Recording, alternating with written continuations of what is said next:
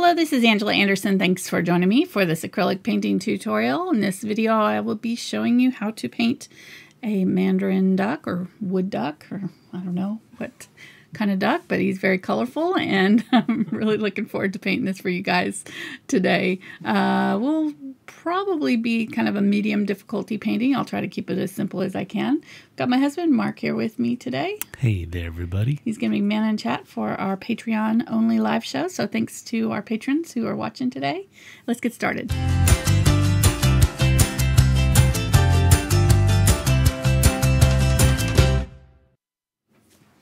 Okay, so this is my reference image here.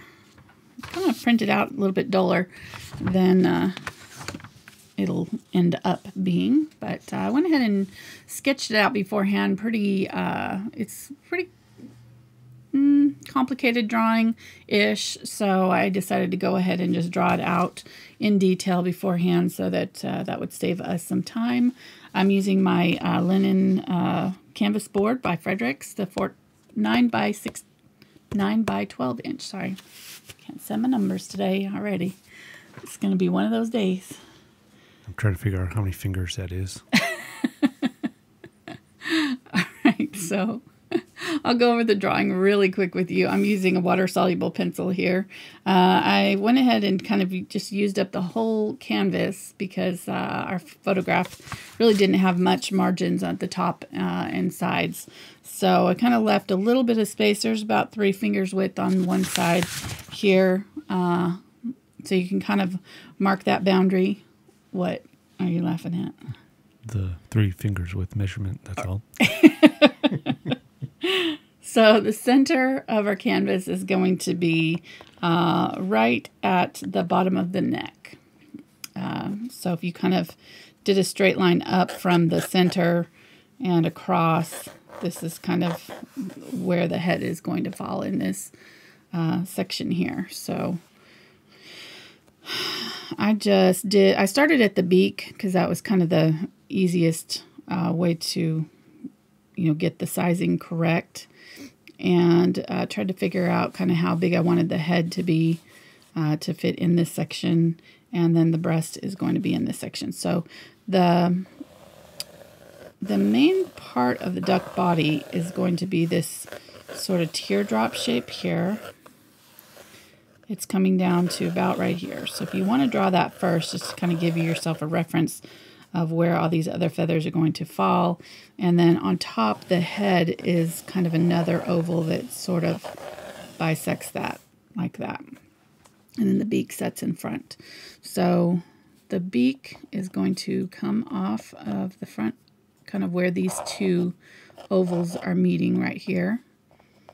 And it angles down this way and then curves down, and there's just a slight point to the bill there. It comes back at an angle, so this is a little bit wider at the base here, and then it curves in a little bit like he's smiling, sort of, right there, right? So it's in from the nose, or from the forehead a little bit. There's this little section of the beak that comes in. That'll make it kind of look seated on the head and not like it's floating on top of the head. Then the feathers kind of come straight up and back around the top of the head. I'm just going to try to make it darker for you so you can see it a little bit better, like that. And then there's another section that sort of mirrors it. It gets a little bit wider right here and then comes back this way. And then there's sort of a pie shape that cuts off right here. It goes around the eye. The eye is right above the end of the beak. So if you did a straight line back, the eye is going to be right back in here, and it's really not much farther back from this, so you can kind of make this little cross piece, and that's where your eye is going to set right there. And it's sort of a teardrop shape as well. It's kind of pointing at the front and rounded at the back. And then this white part comes and skirts around it here and go straight back. Then there's another little white feather that cuts right here. And then all of these feathers around the face are going to fan out. The beak is going to come, there's like a little bit of a chin here underneath. It actually kind of rounds out right here this way down and then in right there. And then these feathers are going to be all in here, coming out this way and up and around the face. Then there is the body, which comes down. There's a little bit of a gap right here. Comes down and around and comes past the beak a little bit, so a little bit farther out from the beak. And then it angles back this way.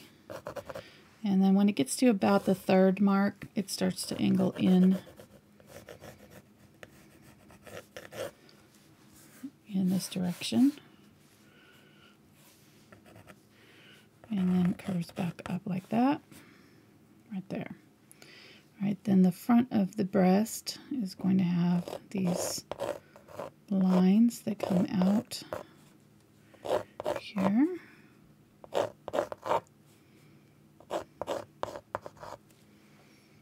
Like that. And then the back of the head is kind of green feathers that come down like that.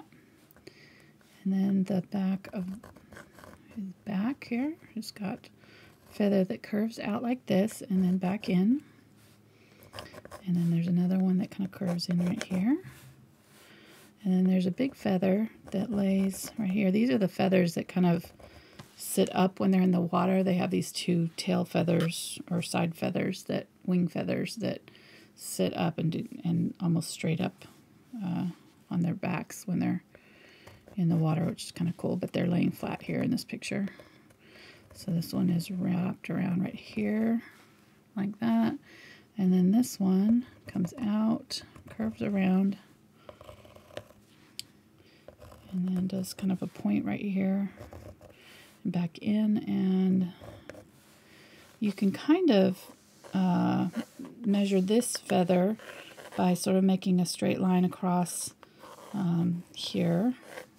A little bit of a space here. There's some feathers that are going to overlap right here. There's some brown feathers that are in between this green and this. These ones here, these are blue right here, and these ones are brown. And then there's another big brown feather here, here. These are all kind of bigger feathers coming this way. And this gets cut off by a little bit of blue right here. And then there's a little bit of white up in there.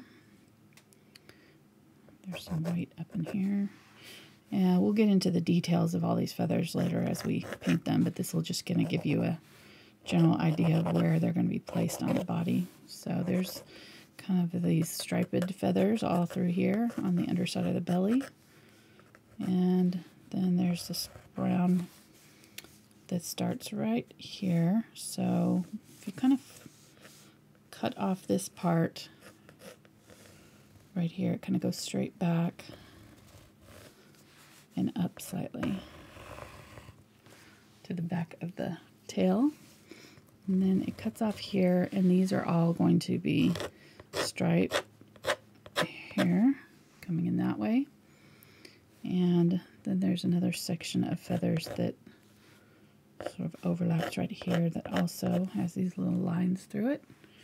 And then there's some tail feathers that sort of angle down like that.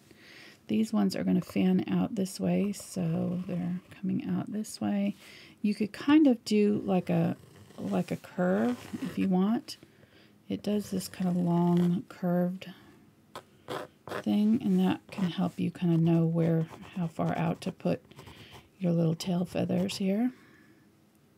So these ones can probably come out a little bit farther, like that.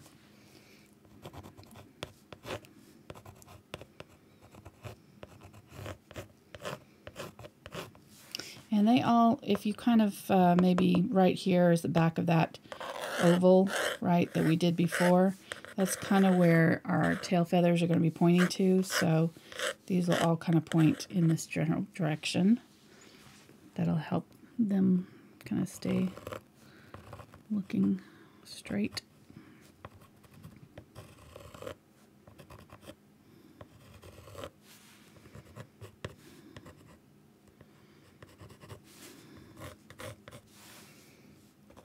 Like that.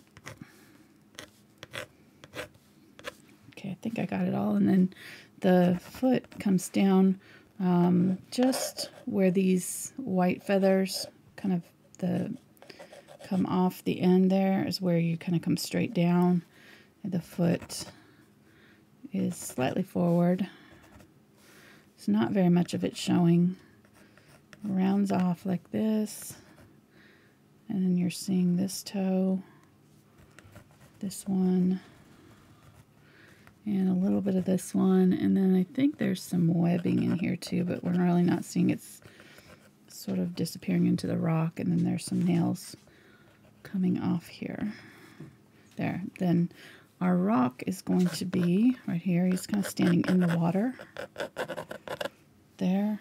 And the rest of it is kind of disappearing behind this water. There's a bunch of reflections and things. So that's our basic duck shape. Hopefully I didn't go through that too quickly. You want to draw it yourself? But that was my Aquarel Graphite Faber-Castell. It's a water-soluble graphite pencil. So,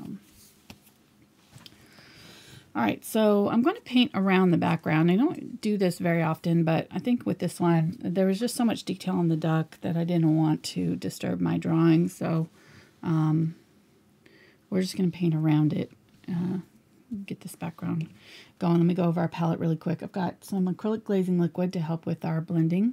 I've got carbon black, unbleached titanium, titanium white, zinc white, quinacridone magenta, cadmium red light, yellow, Indian yellow hue, yellow oxide, cadmium yellow medium, phthalo green yellow shade, turquoise, phthalo turquoise, phthalo blue green shade, Dioxazine Purple, burnt Sienna, and burnt Umber.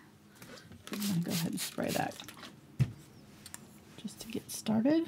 And we're going to go ahead and just start on the water. So I'm going to grab some yellow. I'm going to start with my lightest color in the water here. Maybe grab a little bit of yellow oxide and a little bit of white. Okay, that's kind of pretty close. I might get a little bit more yellow.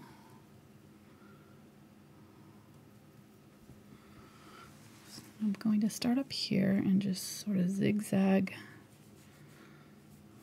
this color in around my duck. You can see how it's kind of blending with it where I touch my duck there. That's okay.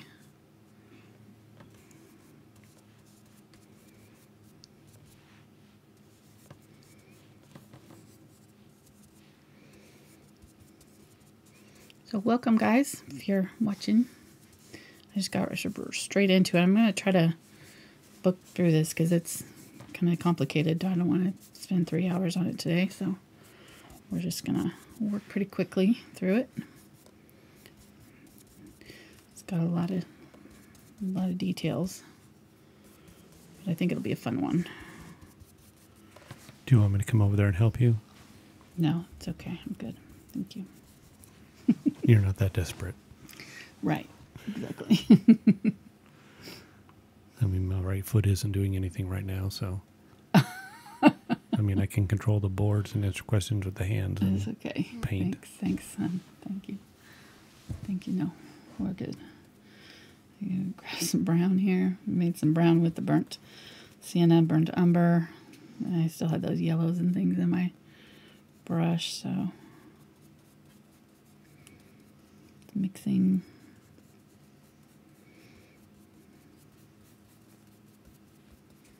How's the arm doing?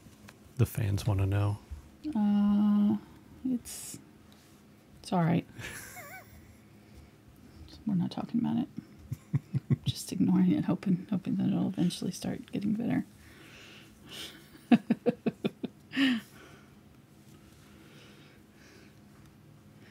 No comment.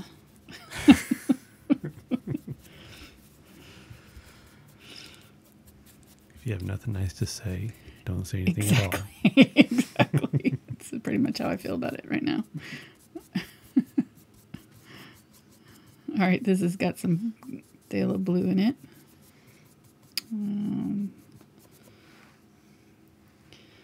Just kind of putting in some different colors here to start with. We'll blend in other colors around it and make it look better, but for now we're just kind of trying to get some of these colors just on the canvas so then we can start blending them.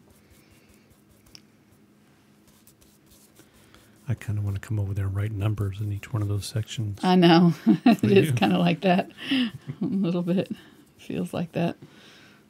I'll put numbers next to your paints on the palette and The the water numbers on the duck. definitely has that kind of feeling.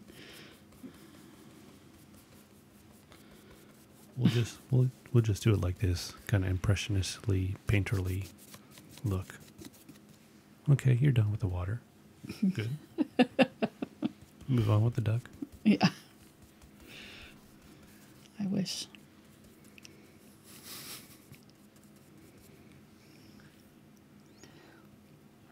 Oh, I also grabbed a little bit of purple here with the burnt umber.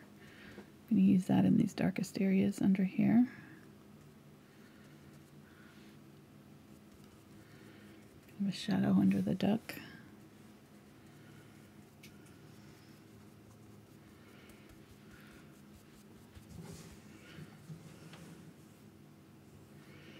You want to get the drawing of the tail feathers pretty good, because you're going to have to paint around them, so you don't want to have to fix those later. So I'm going to kind of go over them a little bit more than I think I need to, just so that I don't have any gaps that I have to fill in later with this color.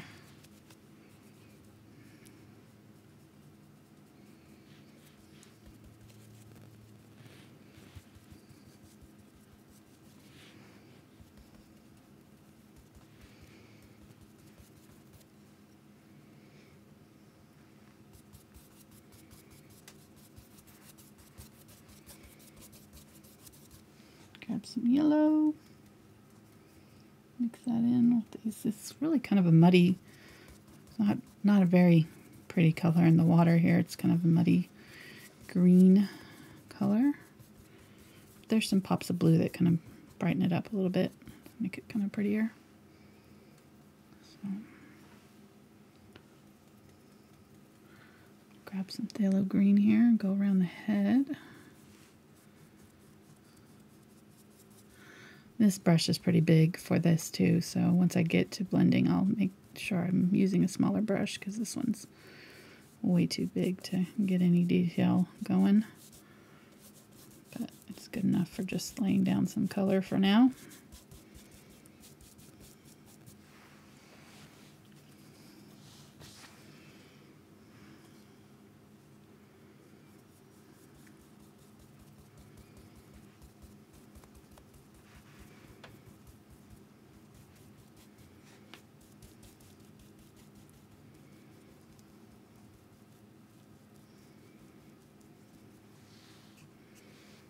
Grab a little bit of water.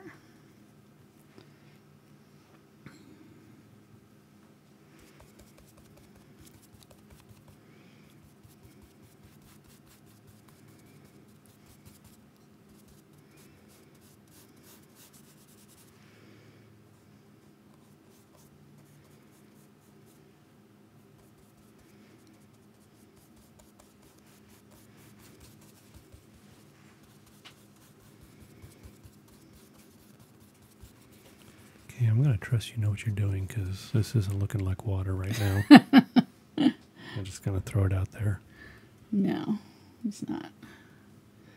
Probably won't look like water for a while. It's going to take a bit.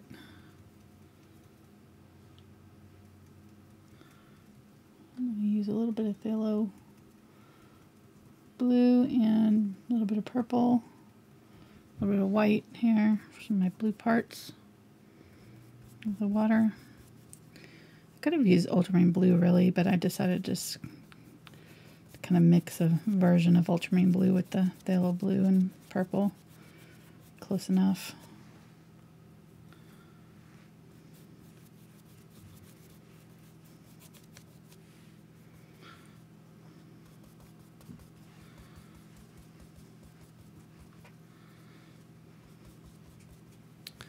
Okay, now we've had a couple questions regarding the canvas panel. And one person said that the canvas panels they've used seem to have warped some. Yeah. Is it because of just the grade and quality of the board, or is it using too much water? Combination? The canvas boards usually have a paper core, so they will warp if they get wet on the backside. I'm holding this one here, and it's pretty solid. Those are the ones from Fredrix that I'm using, have a solid hard core in the middle, so that's what keeps them from warping. So that's why they're that much more expensive. But because usually the paint boards are pretty cheap. You know, they're a real economical option, but that is kind of the drawback, is that they do warp pretty easily. So they're not really archival. They're more for practice. You know, that I wouldn't do a painting that you want to, you know, pass down to the generations, because it's, you know, it may have issues with warping and things. Yeah, right on their little cover for the front says rigid non-warping hardboard core.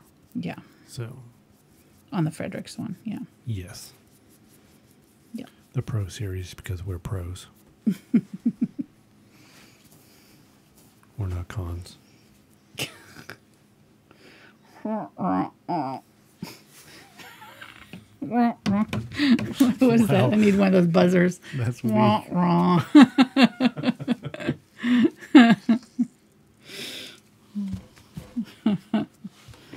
Okay. No comment. Grabbing a little bit of the Indian yellow oxide here.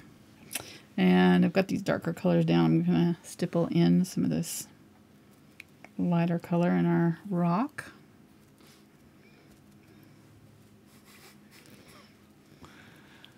Chad says that's a dad joke. That's a dad joke. Yeah.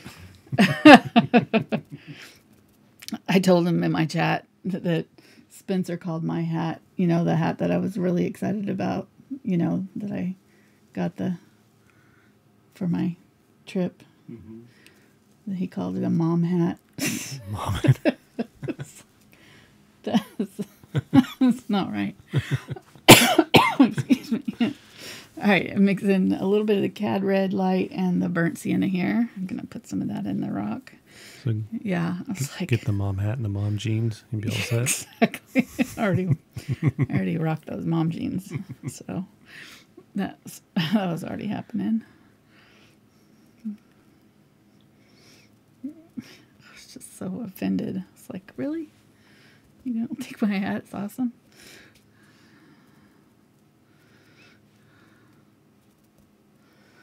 All right, we're getting there on the rock here. Just adding some lighter parts. Trying not to repeat myself too much in one area, and try not to go too solid too quickly, so that I don't lose all of the dark in there. Because it can be easy to kind of just load your sponge up with too much paint, and then if you don't have a sponge, you could do this with the stippler, like a Deerfoot stippler or something like that. So, but I would suggest getting a sponge if you're doing, you know, much painting. It's really very helpful to have, because they're very handy. All right, I'm going to grab Phthalo Blue and Burnt Umber here. Make a dark brown. I'm going to stipple over just in a few areas here to darken up. Don't worry about going over your feathers. In fact, I would say, you know, make sure that you do kind of overlap a little bit so that you don't have like a halo effect around your bird. You don't want it to look like you've avoided painting it, you know, around it. So that can be the trickiest part of doing something like this. Okay.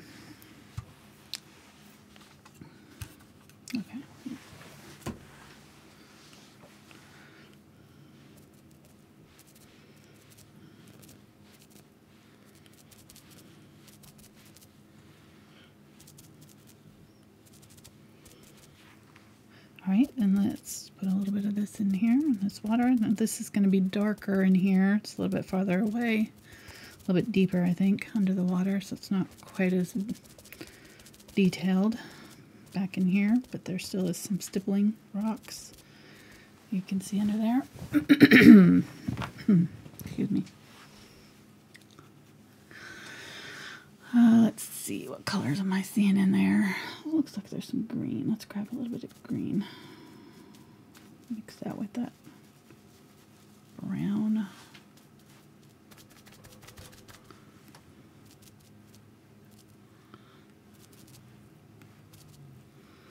Now, if you get anything that's too dark like that, you can use the back end of the sponge to soften it up, like a clean spot. Just kind of smooth it out a little bit. Let's see. Go for a little bit lighter. Let's grab some burnt or unbleached titanium there.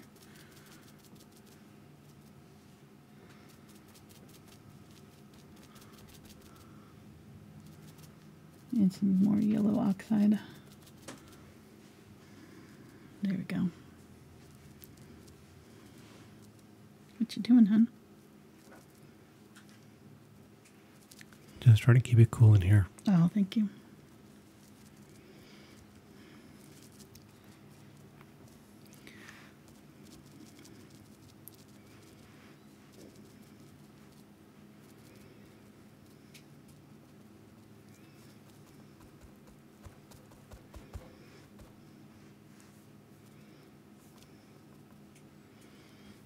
I'll say when you were doing the drawing, chat was like dead.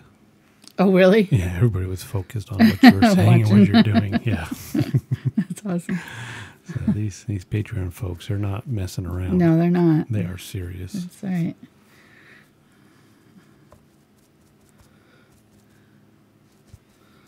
Some of them have gone full screen so I can talk about them in chat and they'll never know it. You know? Did they? Mm-hmm. But don't tell them that we're talking about them. Okay. Not like you just did. Oh, they can hear me? Okay.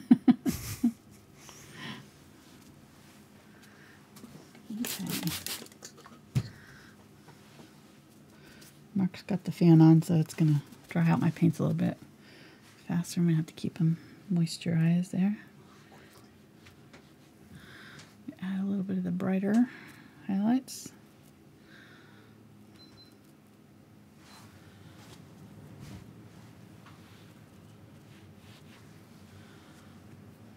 Okay.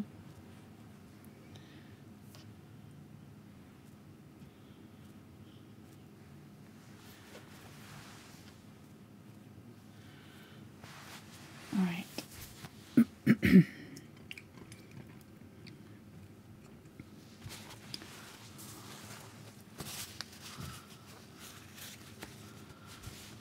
Pretty good, I think.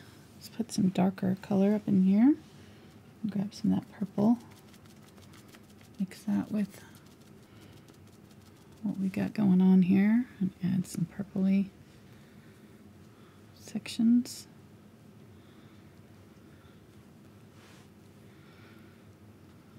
It's kind of like stripes.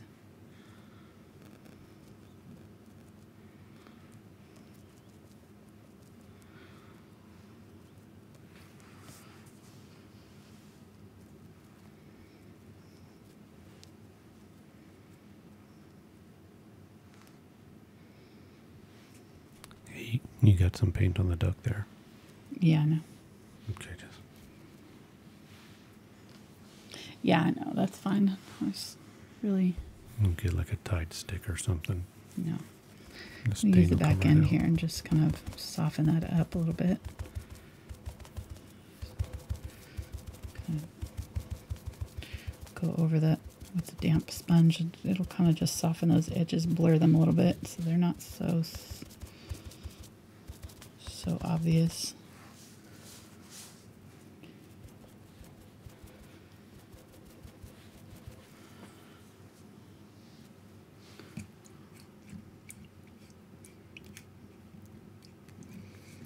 I'm going to use a fan brush and do some splattering on here. Grab some yellow oxide.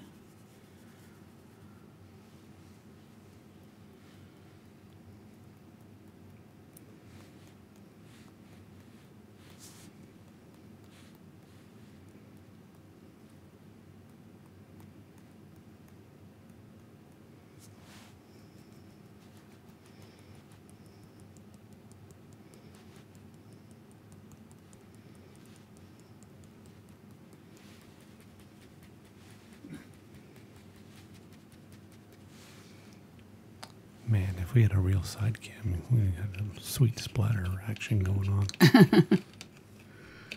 Yeah. Do you miss your side cam, honey? I do. Well, maybe we can get you another one. That's what I was thinking. All right, so now I'm going to switch to a Filbert here. I'm going to dab off a little bit of this splattering, just a little bit with the sponge. Just going to soften those edges and blend those in a little bit. Don't take them all off, but there we go.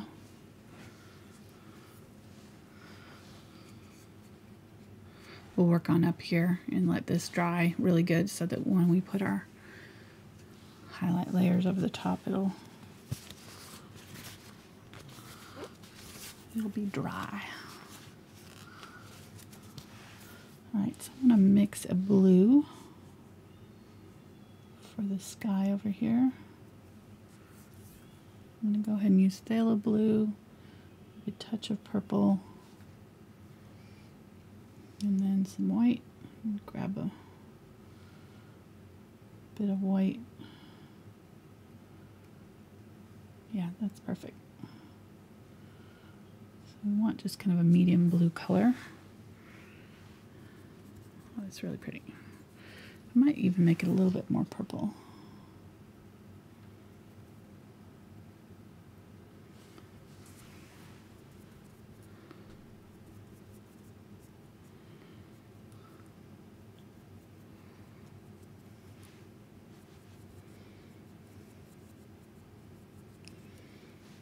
Go a little bit darker than I need it to be for now. And we'll make it lighter here once we start blending it with our green. This will kind of fill in all of these empty spaces that we've got going on, or some of them at least.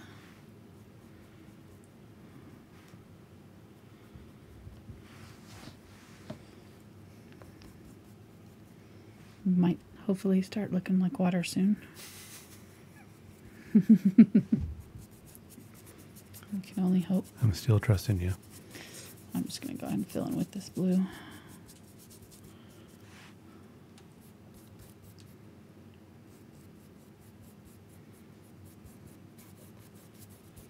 Okay, I'm really not sure what kind of duck that is.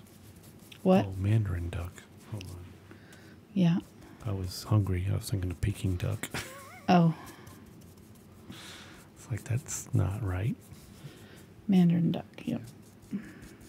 That's what my picture called it. This picture on the title, it said Mandarin Duck.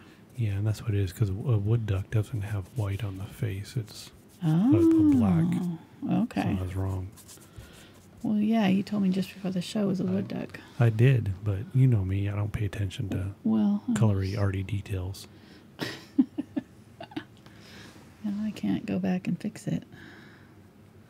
That's all right. Hopefully I'll those who are overdub it. watching will... Ornament.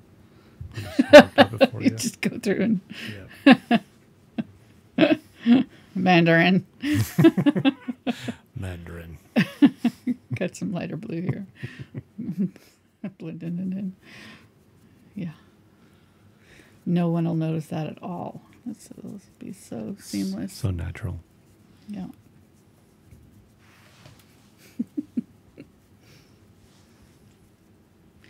What did I do without you? And I don't know.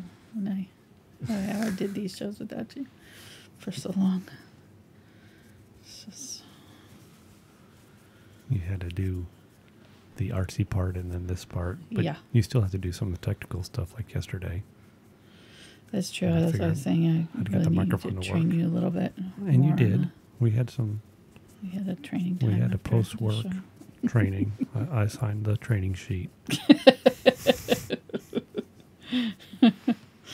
If this problem happens again, you know the protocol, right? I had to sign the written warning. Wasn't verbal this time, so. You get written up. It's on my permanent record. Yeah, yeah.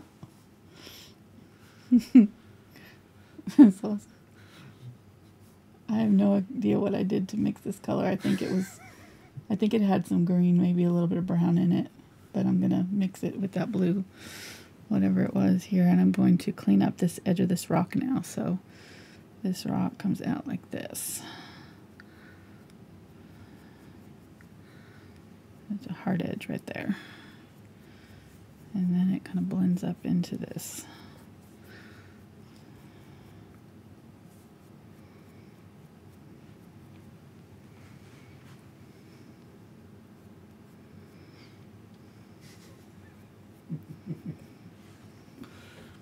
Chet said stop. It sounds too much like work. Okay, we'll go back to having fun. Okay.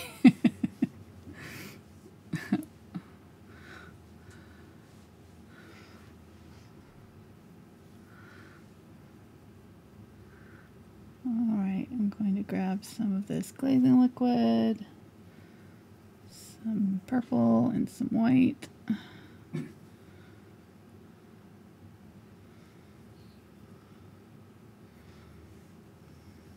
Zinc White this time. I want a transparent white here. Take most of it off my brush. I'm going to use it to go over. This should be dry now. Just going to go over this and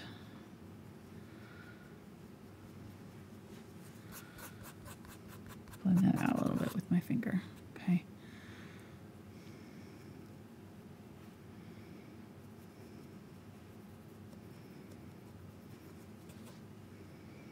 And then I'm going to go over this rock a little bit, edge a little bit. Blur that. What we're doing is casting that blue light over the top of our rocks. That's what's going to give it that watery look, you know, the sky. So we've got this transparent blue now. Got a lot of purple in it. And we're just going to lightly glaze it over the top of these rocks that we did underneath the water. And if all works out, it should give it a little bit of depth, make it look like our water.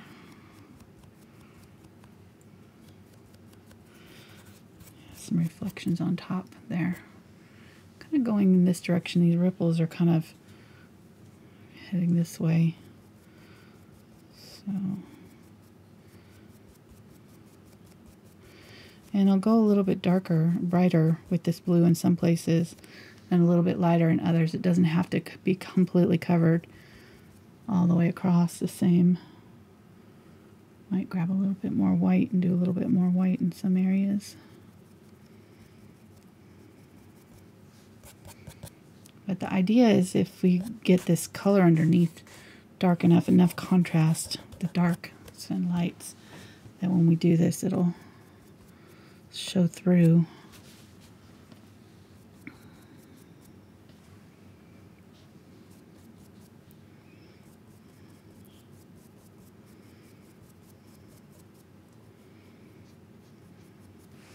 And I'm going to grab a little bit of that purple, some of my glazing liquid. Still got these blues on my brush. I'm going to use a little bit of that purple in here in a couple places. Do some darker, like maybe there's shadowy things.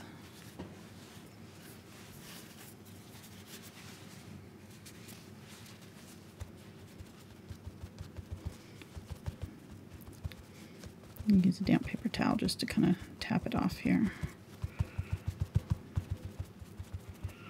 so it's not solid. No.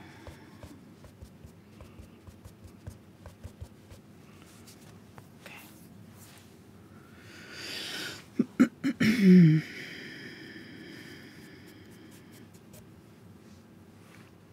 What are you laughing at over there? You did a good job on that throat clear. Sorry, I'm trying to. No, you keep did. it No, quieter. you did perfect. Thanks. Maybe just give you a big pillow over there. You can. Cough into? Yeah, just shove your face into it. Yeah, I don't think I'm ever gonna not have to do that. That's actually my brothers and I had to talk about that. My brother Josh has the same problem. 'Cause he's done videos too, and he's like, when I talk for a long time, my throat gets all tight, and I have to clear my throat. And I guess he talked to his doctor about it, and it was some sort of thing with his throat. So it's probably hereditary, whatever it is.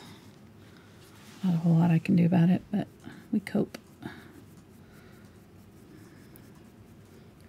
If I use a higher pitch in my voice, it doesn't do it as much. I really need to stay up higher here instead of down low. I think it irritates my vocal cords more. All right, stop talking about vocal cords, and we're just gonna paint here. Sorry. It's only interesting to me, so sorry about that. I'm sorry for distracting you. That's all right. I just got to thinking about it, yeah, after you said that. All right, got purple here. I'm just kind of glazing with the purple. A little bit darker in this area here, but this rock is a little bit closer, not as fuzzy as this one over here, so I'm going to have more clarity, but there's still going to be some reflections over the top that we'll do.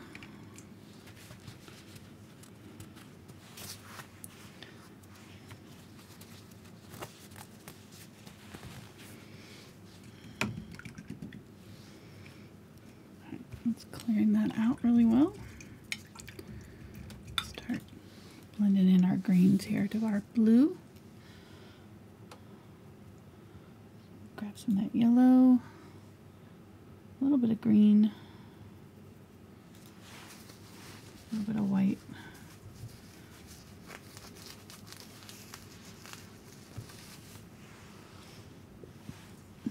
Got some more yellow oxide here, I'm running out.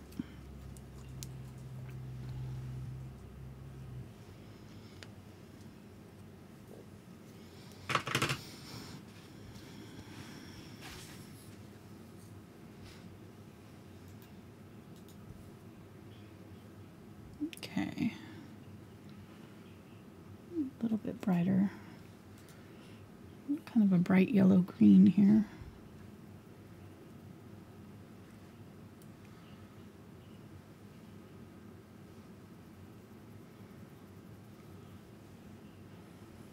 Okay,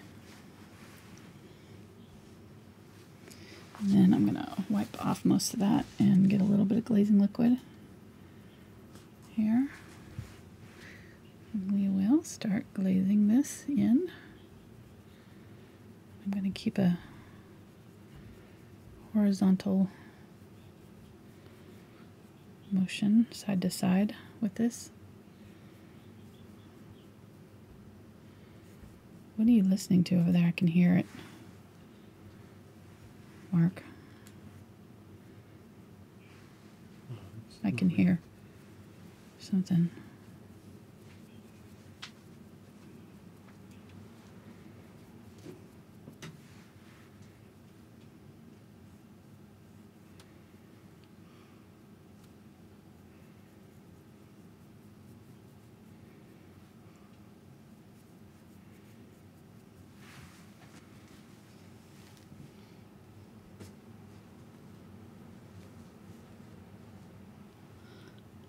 going to make a dark green with the phthalo green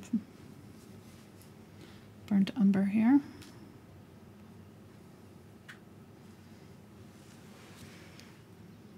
It's going to go on this side.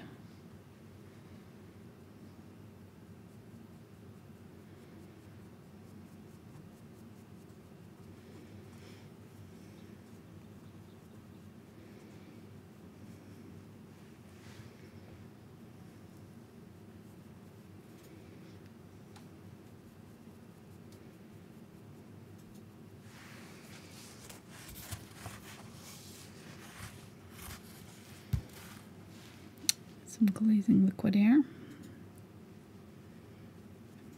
Just blend over that lighter color a little bit.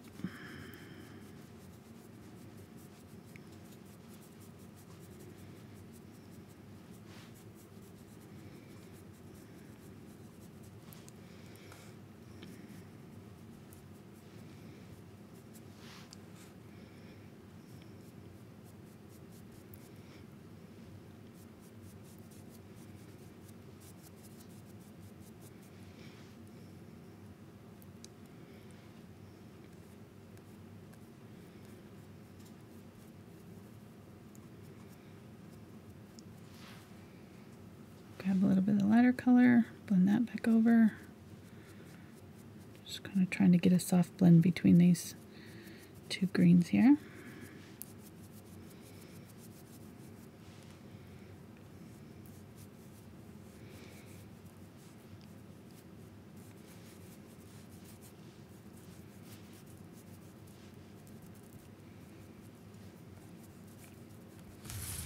There we go. That's what we're going to go for right there.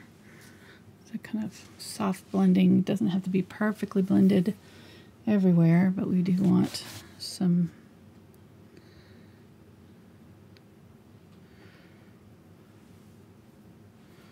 kind of softness between the two layers, right?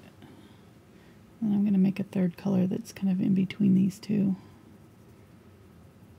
So this is the phthalo green plus burnt umber. This one's the phthalo green plus yellows, the cadmium yellow and white. And then this is going to be kind of a in-between green. Might add a little bit of yellow oxide to this one.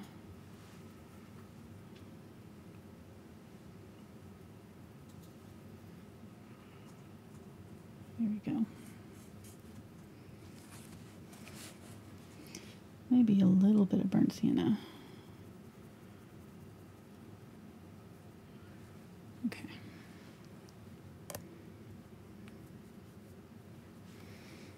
And we'll grab a little bit of unbleached titanium, just soften that up.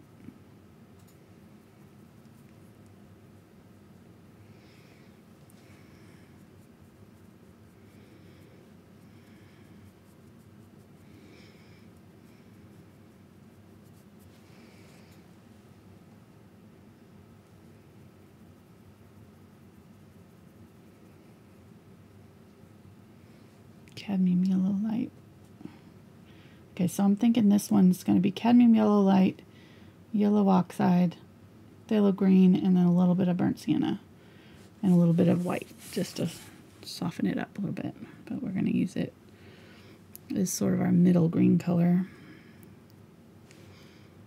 which kind of goes on either side of these lighter patches. And this whole area has got kind of a mix of light and dark. Whoops, I'm kind of off camera there, honey. Didn't tell me. You're so zoomed in.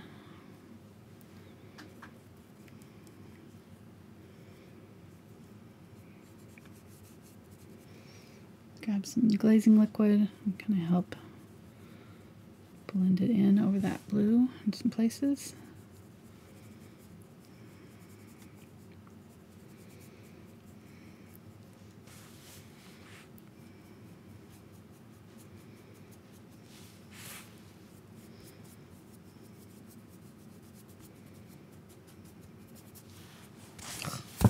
Off camera, sorry.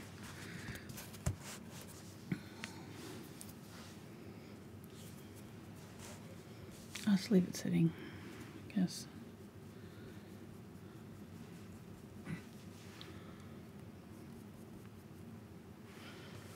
Use some of that darker color with the glazing liquid right in through here. A dark shadow right through.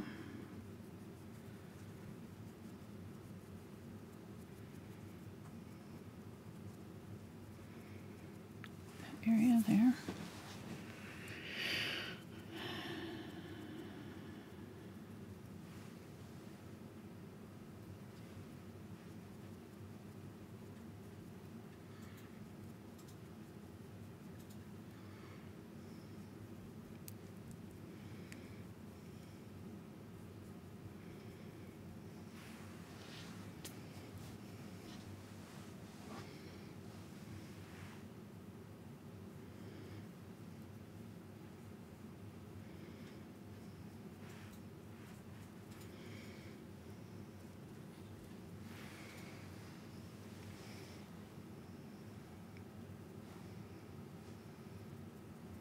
I'm going to use a little bit of purple and green for some of these darkest areas.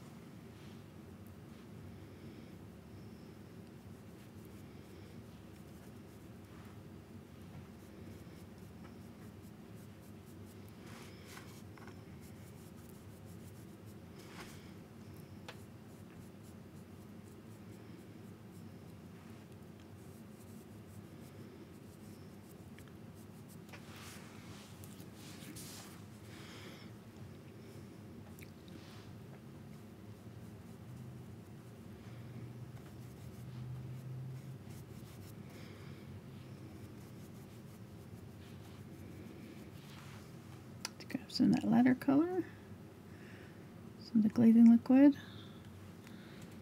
blend it over.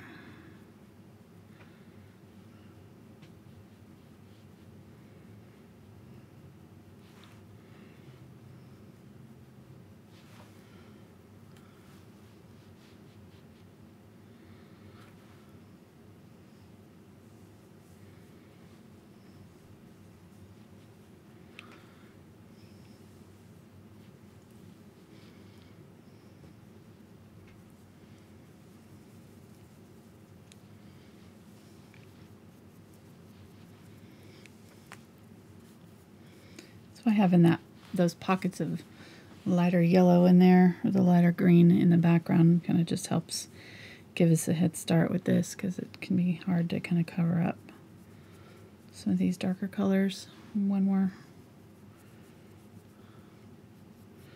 doing this.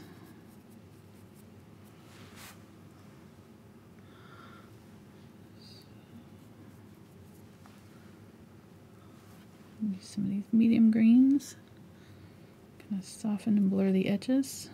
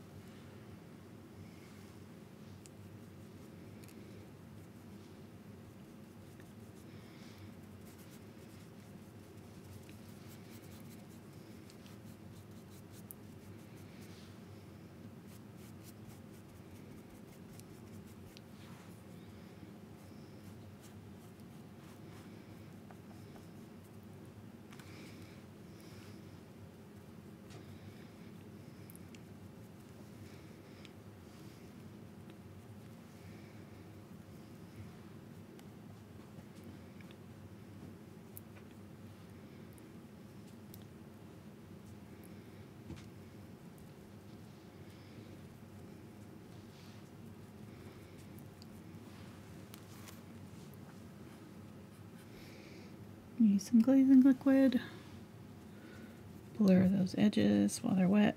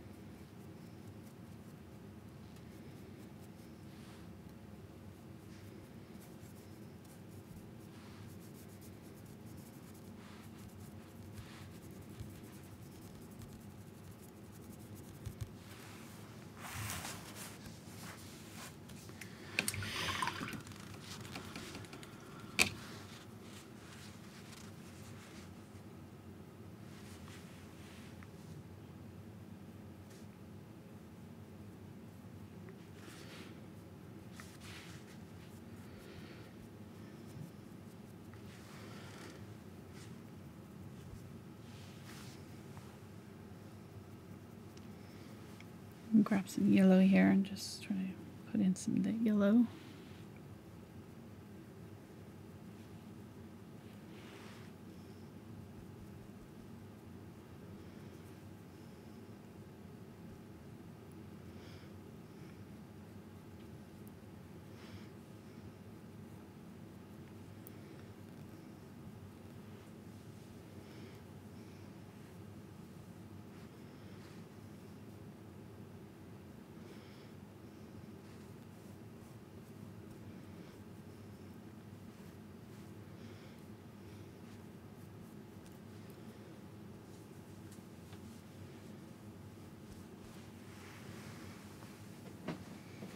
Starting to get there.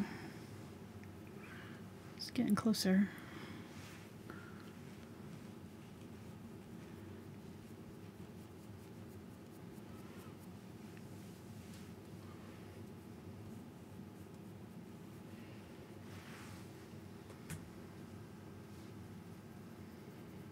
Use some unbleached titanium with my yellow here. Mix it in with those greens. Get a little bit of bright reflection on some of these.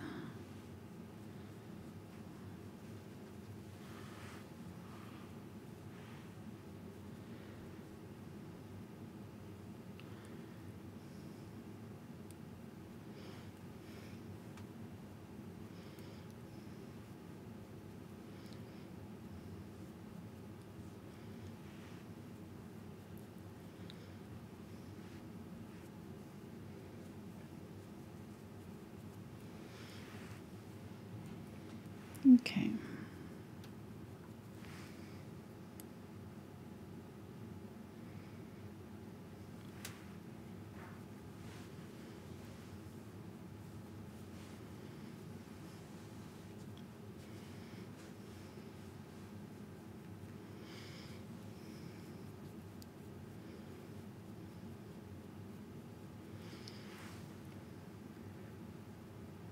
I'm going to use that medium color with some of this glazing liquid here and just kind of glaze over some of these darker areas that I've laid in now.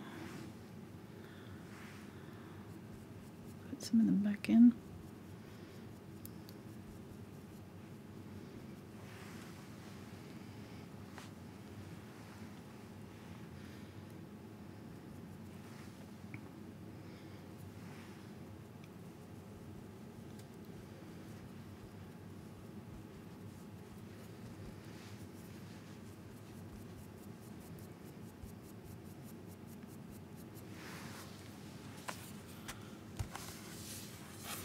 How you doing, hun? You're being awfully quiet today. Well, not much going on. Everybody's focused on what you're doing. Cool. Okay.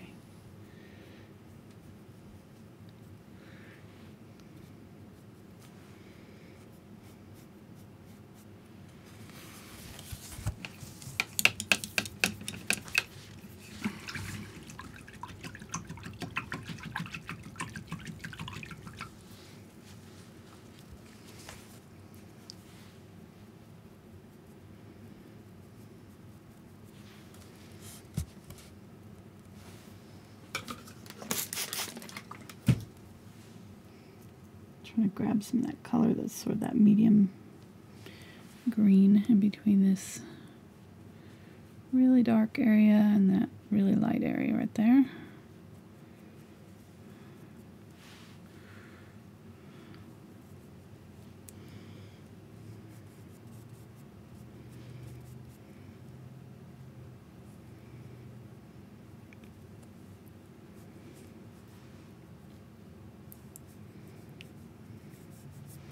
This is just going to be layers, you know, just as normal, like we normally do. We'll just take a few layers before it starts to look good. You just want to keep it soft, like you just don't want to have any one layer that looks too prominent, maybe. I don't know what the word I'm looking for is, but this is all about kind of that soft blended. This water has really soft ripples. So,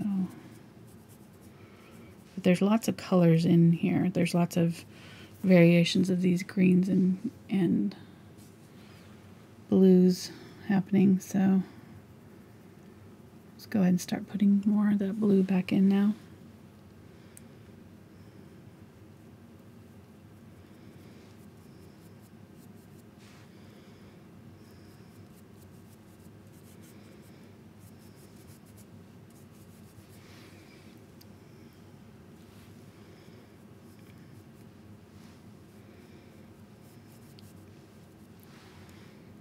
If it's too wet still, you may have to wait a little bit to do this, but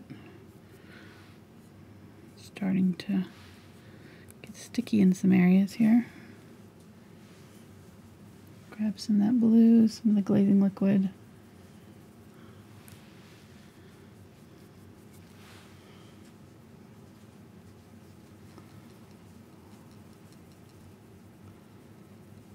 It's mixing with my green a little bit, which is nice.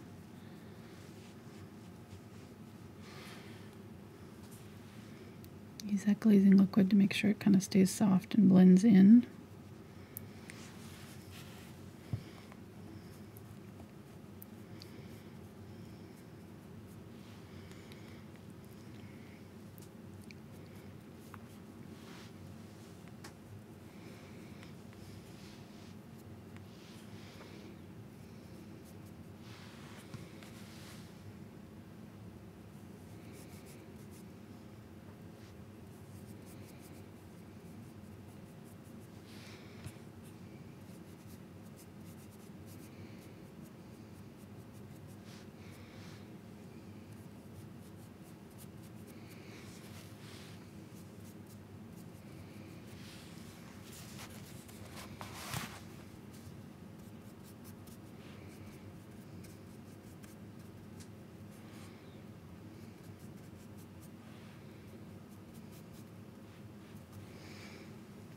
Grab some of that dark green and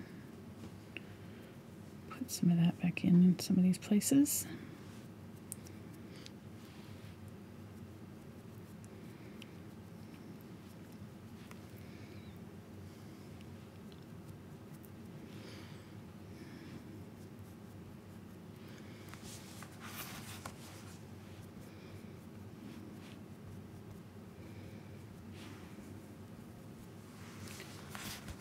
Alright, we're getting there.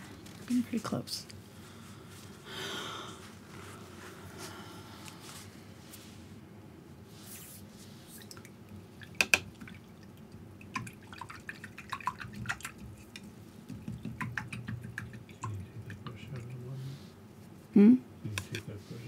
Yeah, thank you.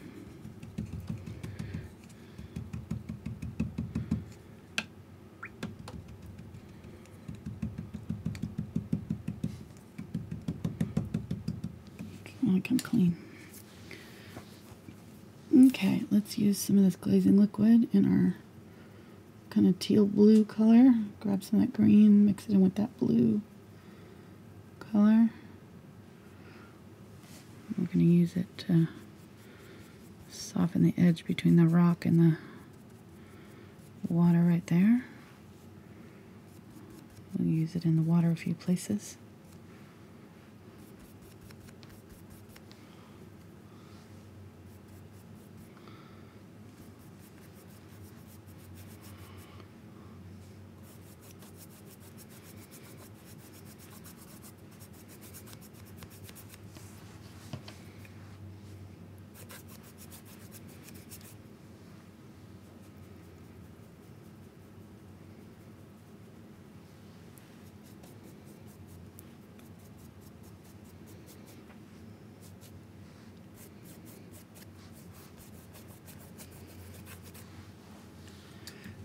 Alright,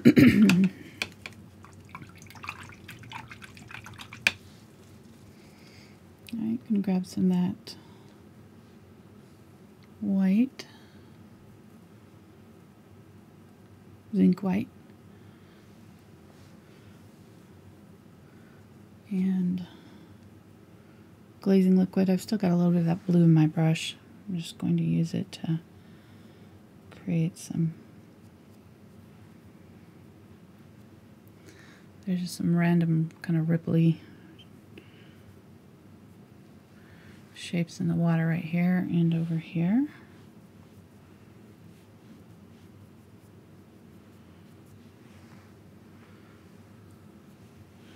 Go over the top of the rock.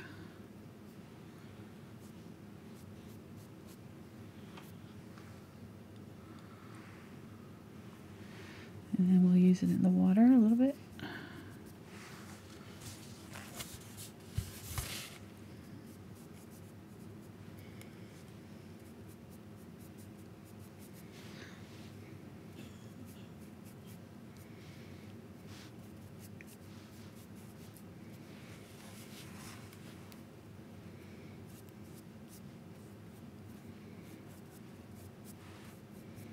Some of the areas where we want it lightest, just use a little bit of this zinc white glaze over the top. Will help kind of soften it all up.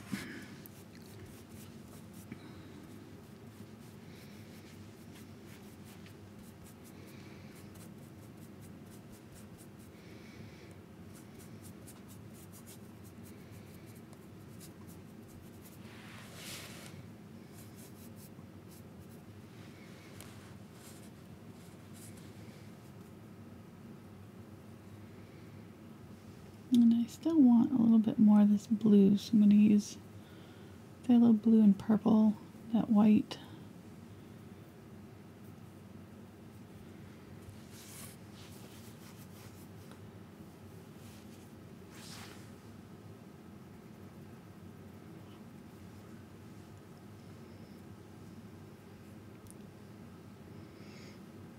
And that glazing liquid.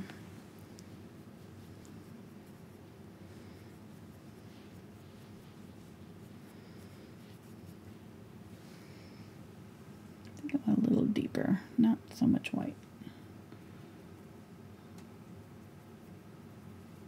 There we go.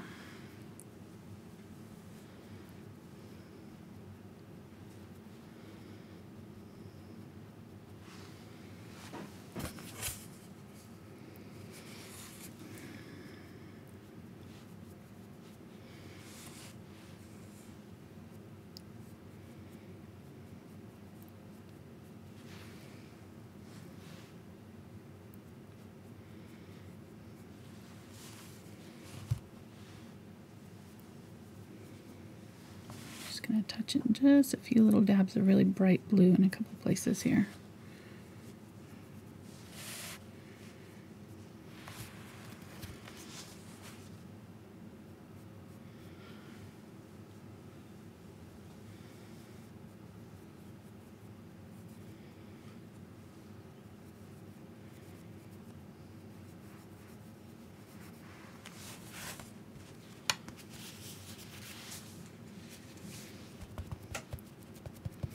Got the glazing liquid, so it's transparent.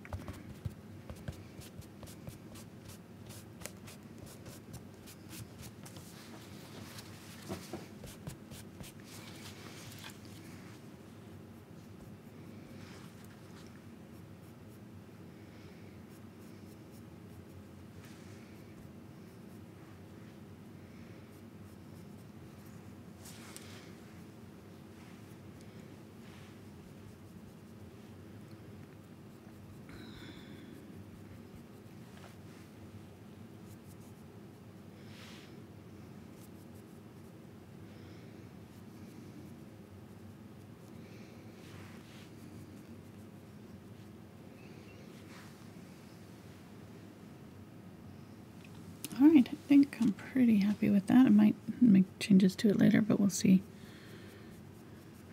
I think I'm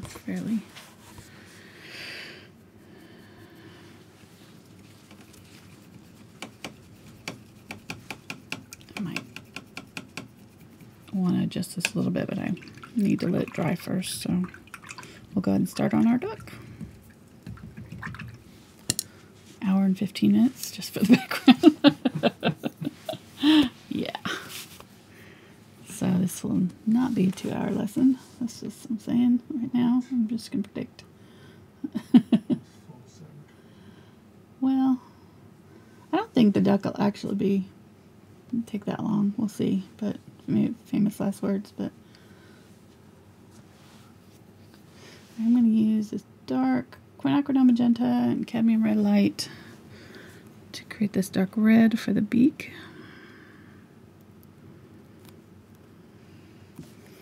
If it's not covering very well, you can add a little bit of Unbleached Titanium to it to make it more opaque.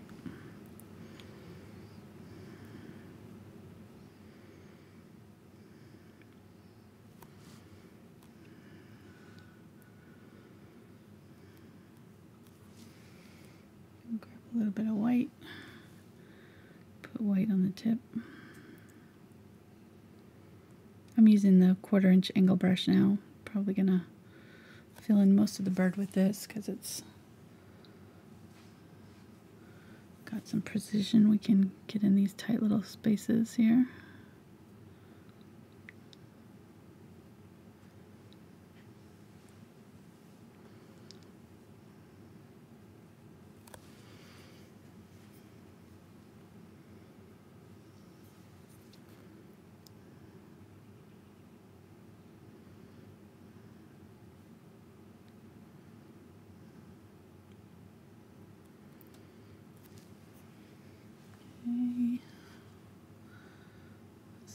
See any of this color anywhere else. I'm going to grab some purple, mix it with this red that we've got. Use it for the breast right here.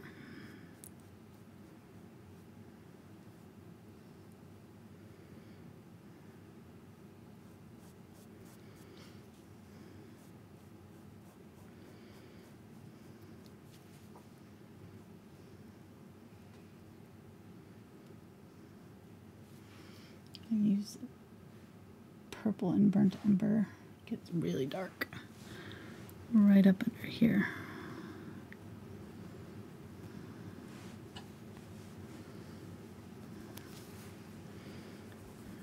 And then we'll have the feathers kind of coming down this way, so I'm just going to, I'm not going to fill it in all the way.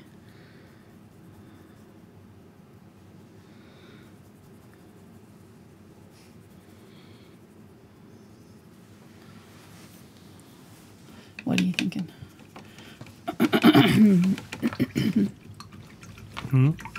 What you thinking? I was just checking the audio levels. I was listening to the playback. You sound good. Okay, good. Thanks. Doesn't have that echoey sound like it was doing yesterday. Well, no, yeah, cut back on the amplification. So it's not too bad. Good. Add in some white here. And I'm going to just brush over in that direction just to put a little sheen right there on those feathers. Keep it dark along that outer edge there. Clean that out.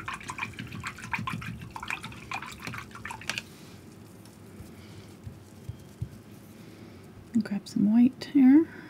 Get some clean. And go ahead and fill in this part.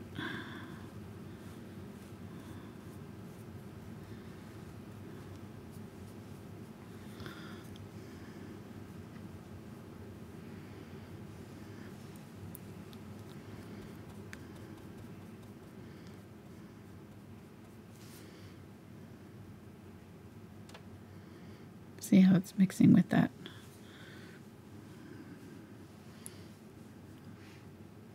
Those lines, but that's all right.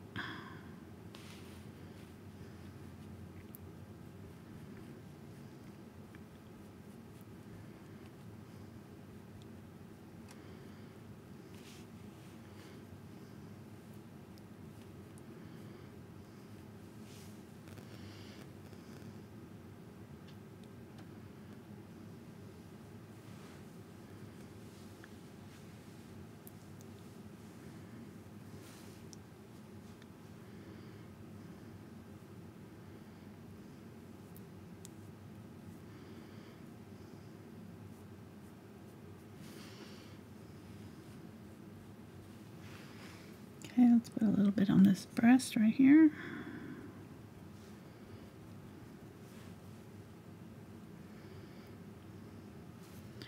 Kind of wraps around and comes up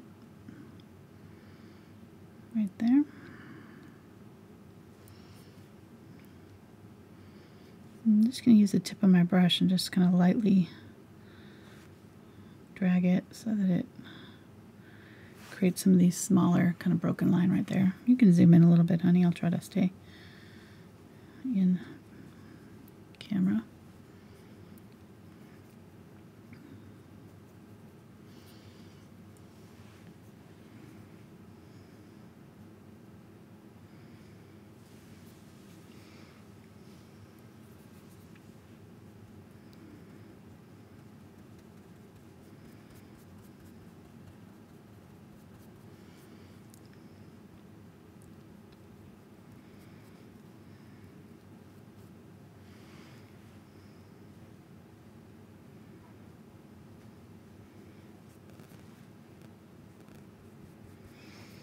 Grab some burnt sienna.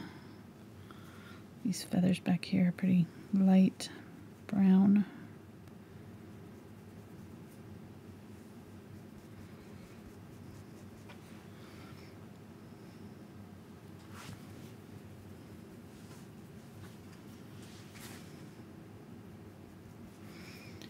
Grab a little burnt umber. Zoom in, she says. I'll stay on camera, she says. Mm-hmm. And then I went down too low. Yeah. Like, oh, he zoomed in up there? Good, I'm going to go down here. So sorry. Mm-hmm. I'm sorry. Yeah. That's on me. I did say that. I forgot right away.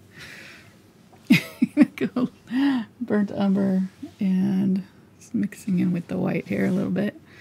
I'm going to go ahead and put that on. This is kind of our body color.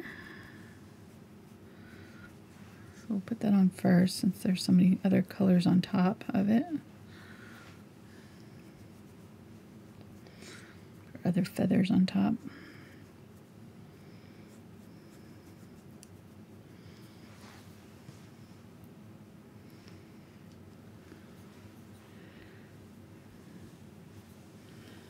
Some darker burnt umber here. Skim it back up this way. Create some overlapping feathers through that wet paint.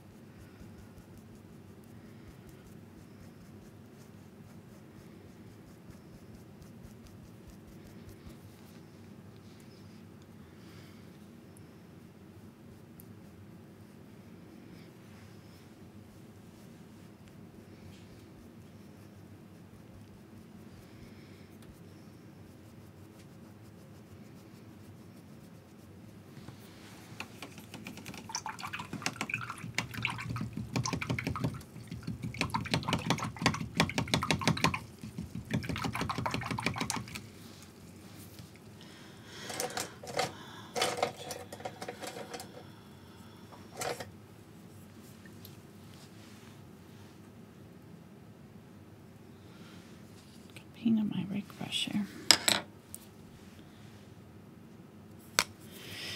Alright, I'm going to keep on going here. I think I'm trying to decide if I want to do white first and then black over the top, or white or black and then white over the top. I think I want to do whitish colors, so we're going to go ahead and fill that in with kind of the lighter version of the colors that I'm seeing. So I'm going to use yellow oxide, a little bit unbleached titanium there.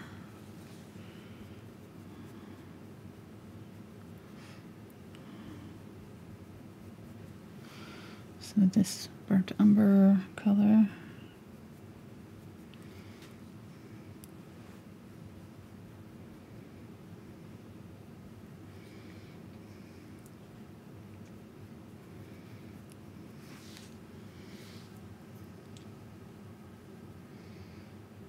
Grab some white.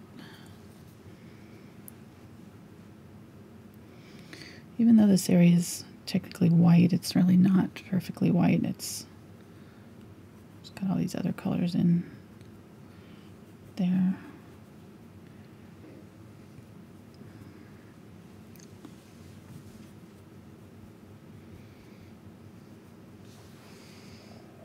Up in here, it's closer to white.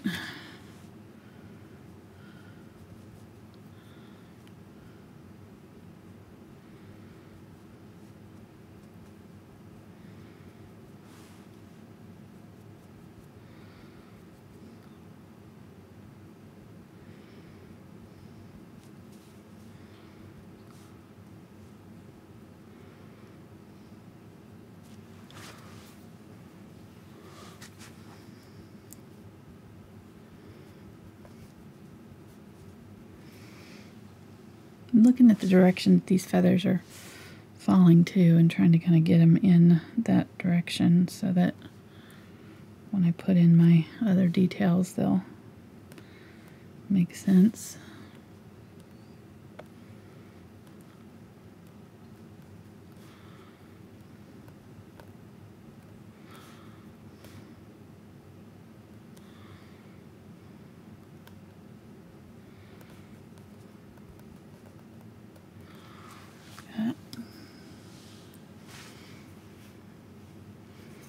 Make sure these feathers underneath here are kind of how you want them before you do this. So I think I'm going to add a little bit more of the burnt umber, light, the unbleached titanium, and add some highlights to some of these feathers here.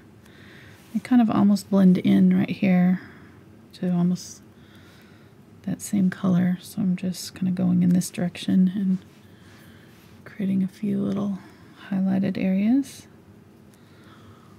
on these feathers.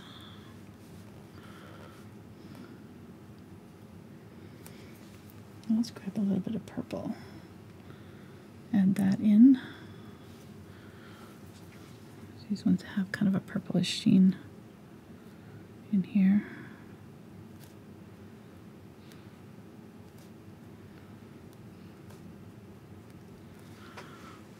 Go.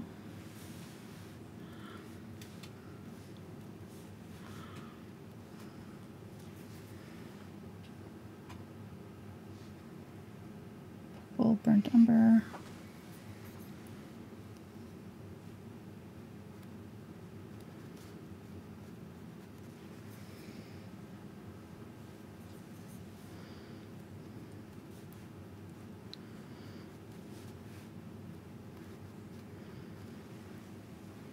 There we go. Grab a little bit of this brown and add it up in here. Maybe a little bit of the burnt sienna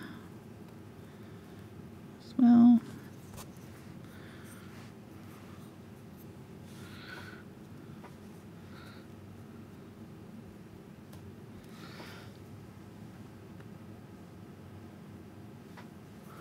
Use that purpley color to outline these feathers a little bit.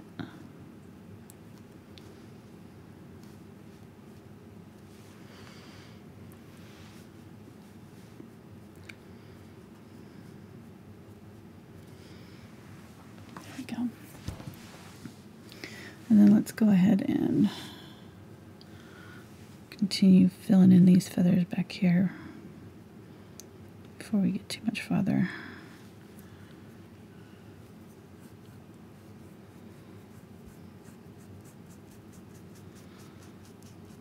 This is this burnt umber. It's got a little bit of purple in it as well.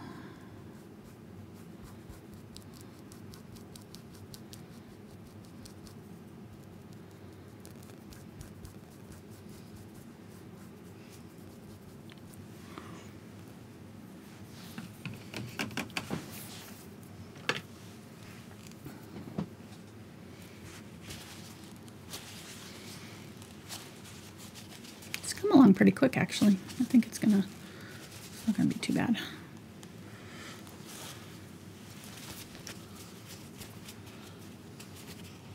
think I want to add a little little bit more yellow color to that water, though.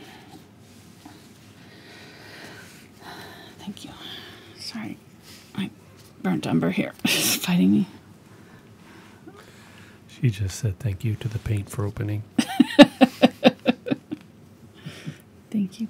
Thank you. Good paint. So good job. That's good the boy. key of your paint not drying out quickly. If you're just polite and kind to it, it will behave. Exactly. Exactly. Don't be mean to your paint. It remembers. Would you get me, speaking of, will you get me clean water, hon? It's getting pretty dirty over here.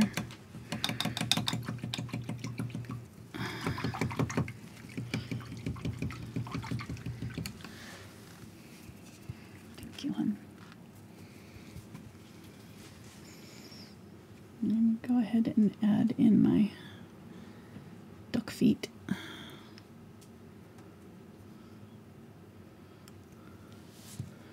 A bit of the yellow oxide and grabbing some of that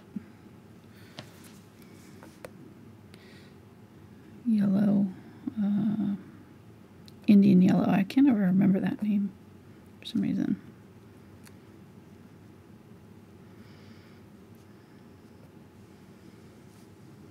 Put in our feet.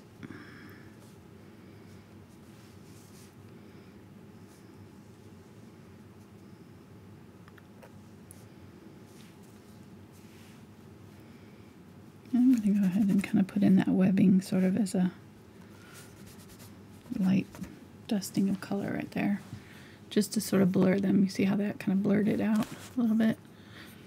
Just kind of put it on and then rub it off with my finger a little bit so that it isn't super detailed. I'm going to go back in with a little bit of highlight color and highlight right there and along the leg a little bit. I'm not going to put in the little bracelet thing or the anklet thing, the tracker. Little blue thing that's on his leg.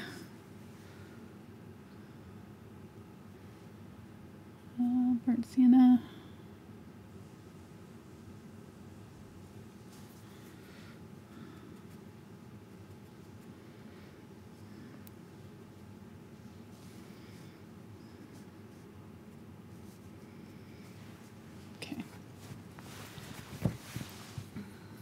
Oops, I just went to dip in my water. There is no water. Alright, so let's grab some white here with this color. I'm going to go ahead and color in the face right in here with this.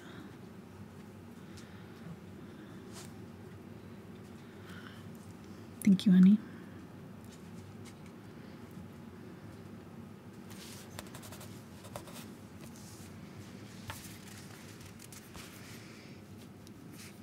Wipe that off and grab some pure white. I'm just going to blend these two together right here.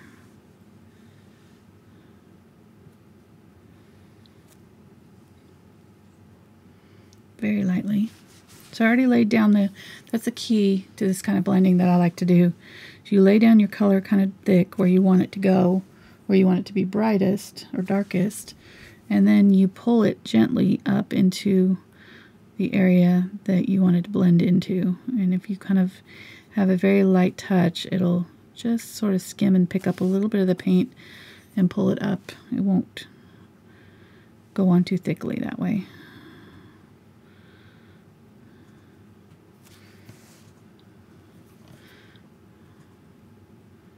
Grab a little bit more of that yellow, just tapping it in right there. There's a little bit of an outline of white between the beak and where the yellow starts.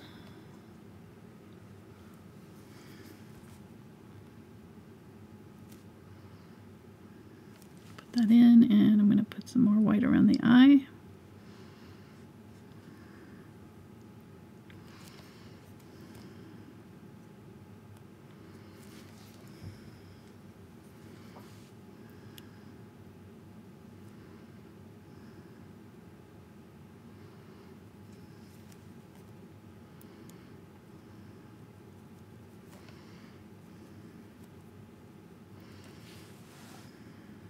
I'm just going to pull this down.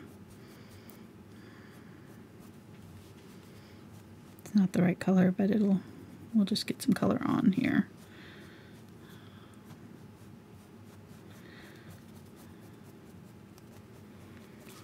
There we go. You missed the duck feet. Mark's not listening. No, I'm listening. You said that I missed the duck feet. Yes. It's exciting. I was trying to think if I made a special note that I wanted to see the part or not. Hey, warn me when you're going to do the duck feet, because I really want to focus in on that part. Just thought you might be interested. Know what you missed, so while you were gone. Play by play here. I'll have to watch on a replay, I guess. Okay.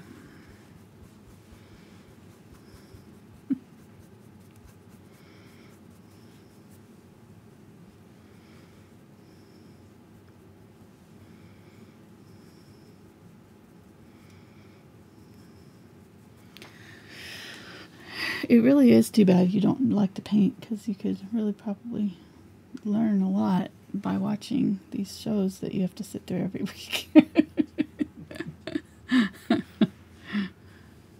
Yeah, if this was about like computer tech or video games, I'd probably learn a lot more. You'd be riveted. Yeah. Yeah. Well, I'm just glad there are some people who like it, that choose to watch us. Watch me.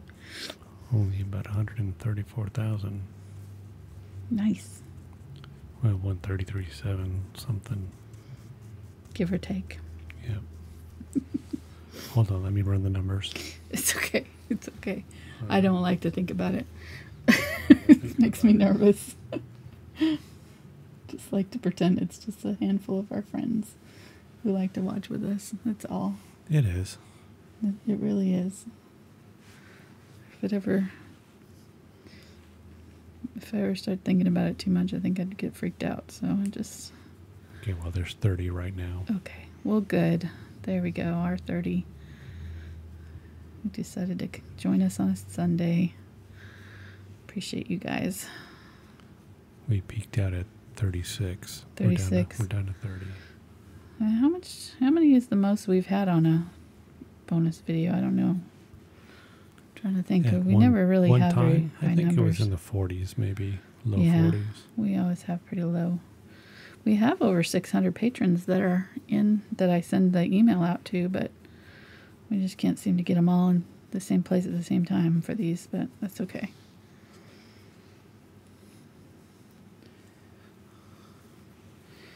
We were giving away gifts for, I think we got more people watching the live when we were giving away stuff during the live shows too. We were going to do start that, doing that again. All right, so we'll give away some paint water. What should we give away? We should give away something. We're not using these bags up here. What bags? Oh, these old paper bags. No. Well, I am going to start painting little postcards. I got a whole bunch of postcards from Fredrix that are pretty cool. So maybe I can paint one of those tomorrow while I'm in my kids' class, since I pretty much just watch them paint.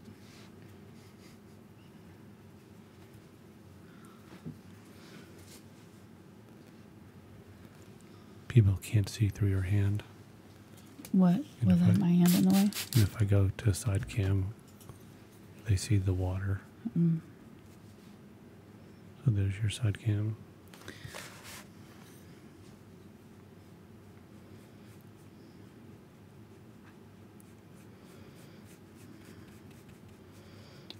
pretty much just putting these in dark, but I am going in the direction that these feathers are growing so that if there's any streaks in it, it will make sense. You don't have to fight to cover them up later. These are a lot darker. They're almost the same darkness as the rock, so especially like right in here.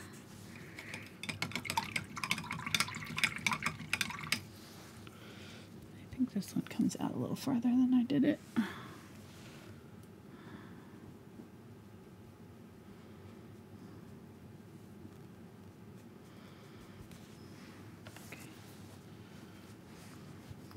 No, actually not. Why did that?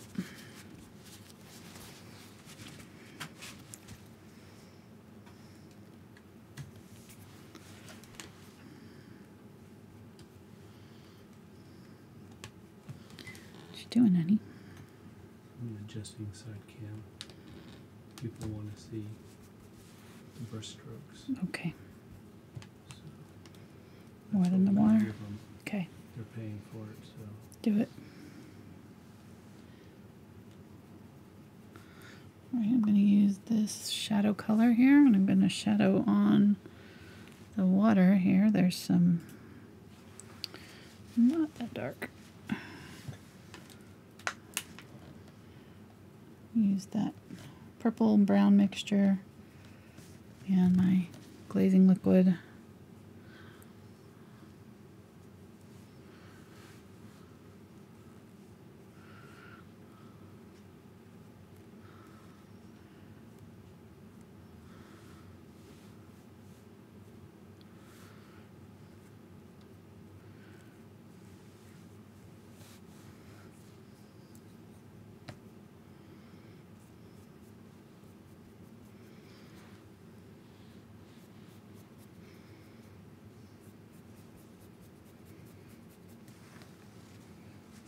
Go.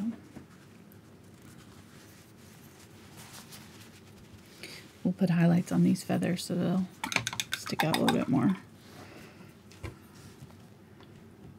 Grab some unbleached titanium here.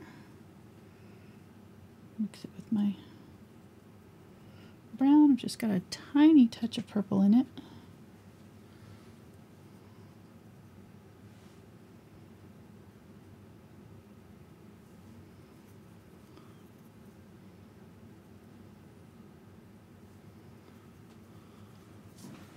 Right, and then I'm going to press my brush flat, do a center line.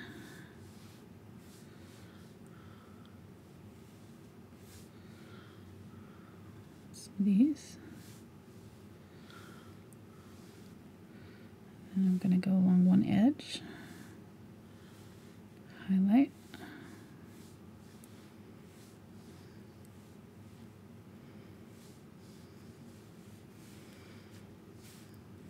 Go ahead and put in these lines here so I can see where these end.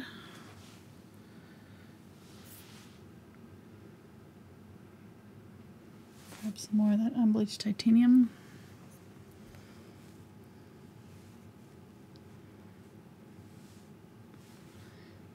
And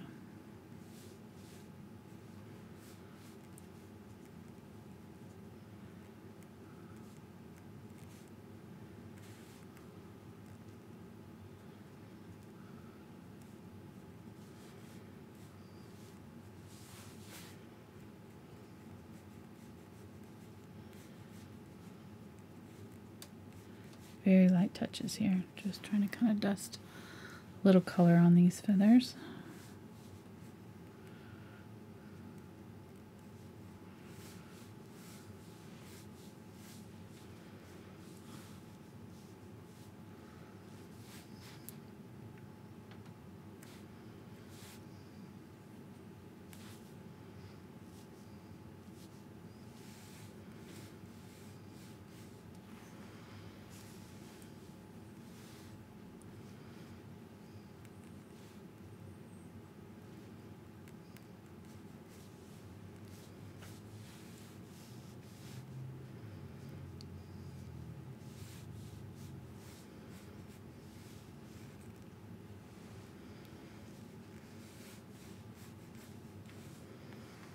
There we go. Let's grab a little bit of white. Mix that in. I'm going to pull from the back towards this way.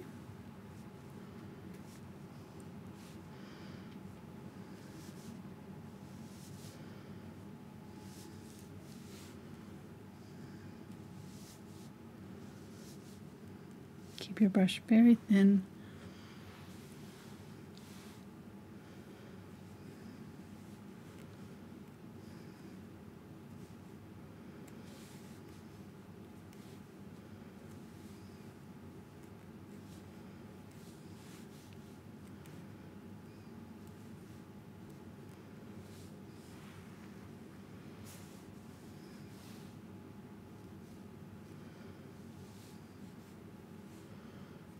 And then I'm going to pull in this direction here.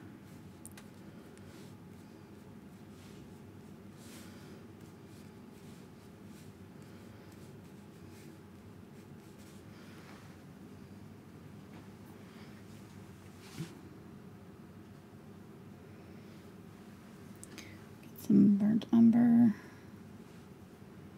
A little bit of that purple. And I'm going to go underneath and pull in this direction. Back over.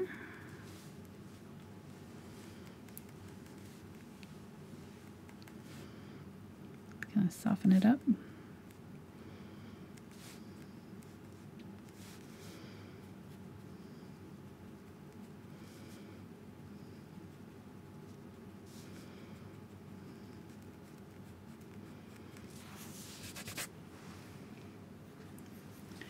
Okay, then grab a little bit more white. And just do my line one more time, really bright right there.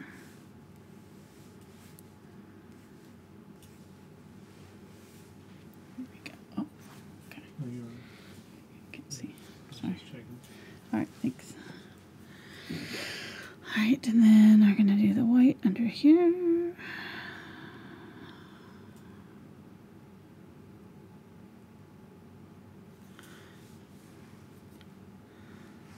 There is 1, 2, 3, 4, 5, 6, 7, 8.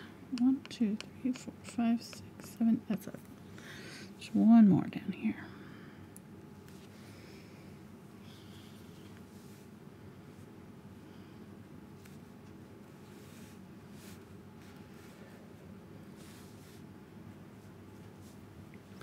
That's some beautiful plumage on that Norwegian blue.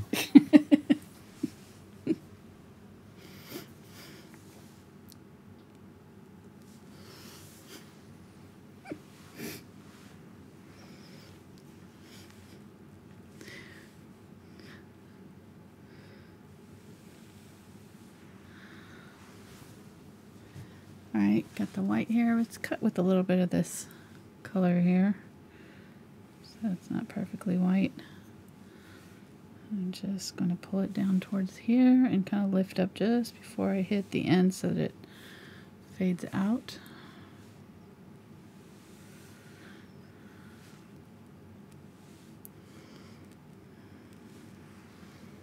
There we go.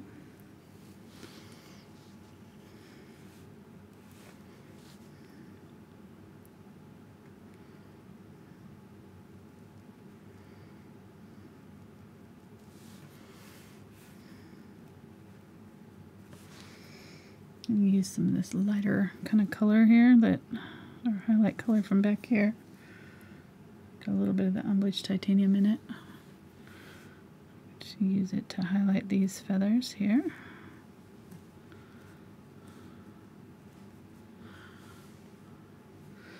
And then right here where they meet, once that's dry, I'm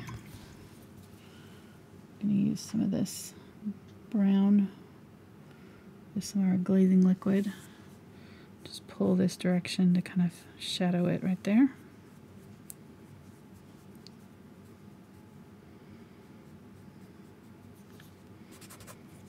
And we can do it up in here too.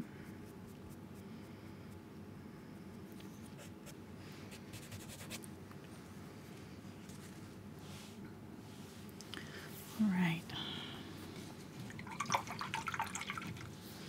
And let's use a little bit of this brown. It's a little bit of blue in it. Burnt umber blue. Phthalo blue. And a tiny bit of unbleached titanium. Just gonna make it a gray. I'm gonna use it up in here. Just need it bright enough that you can see it against the other feathers. There we go. Just need to do a couple little feathers right there. A couple shapes in here. And then these feathers are gonna have a little bit of this highlight coming off of them.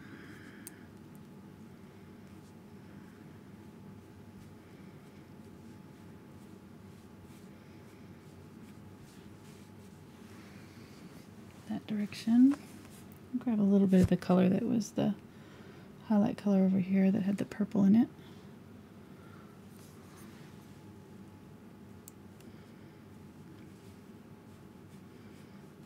Use it to define these a little bit. These are farther away, more in shadow, so they're not as defined as these ones that are in the front. You don't have to do as many details on them.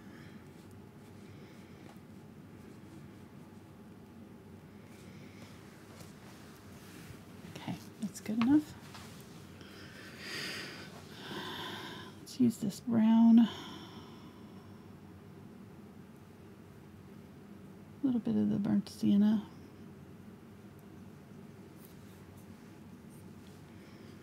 Up here.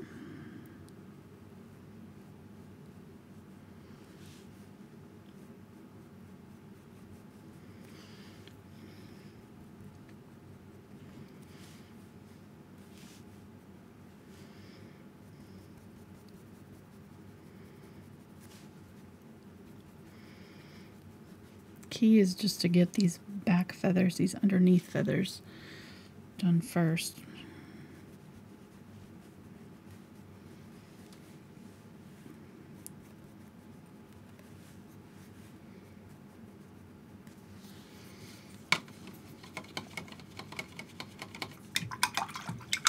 We need to get these ones done. Work our way back up. So I'm going to use the burnt sienna and some of this Indian yellow. And this color is really kind of similar to a color called Quinacridone Azo Gold, Quinacridone Nickel Azo Gold. So if you have that color, you could probably pull that out and add a little bit of the Cadmium Red Light. Yeah, that's pretty close to it. It's really pretty kind of golden orange color.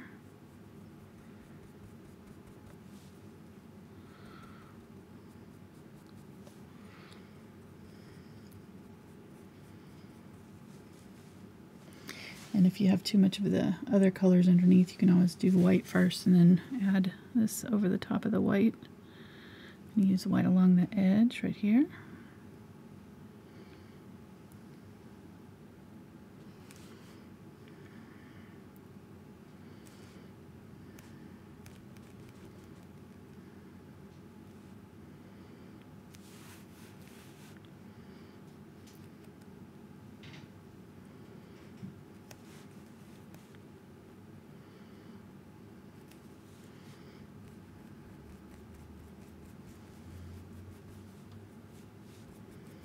And up here it's a little bit darker, so I'm going to use a little bit more of the burnt sienna up here.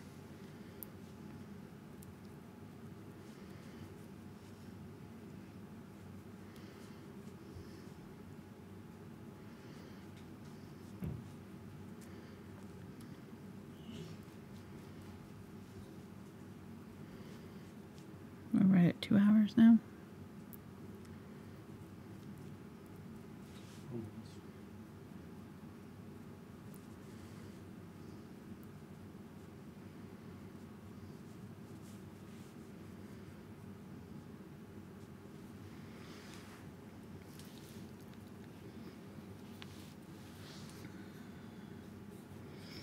Okay, let's use a little bit of purple. With this burnt sienna.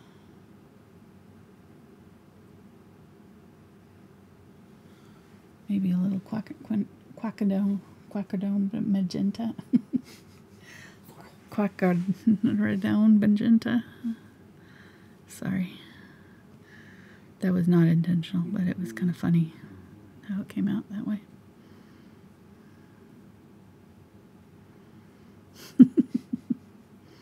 Quinacridone magenta.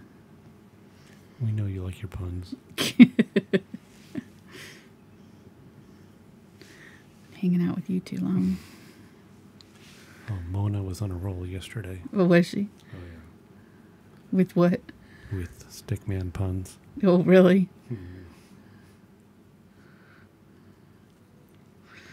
Well, now you can't leave me hanging. What were they? I can't remember them all. Okay. You weren't writing them down? No. Okay.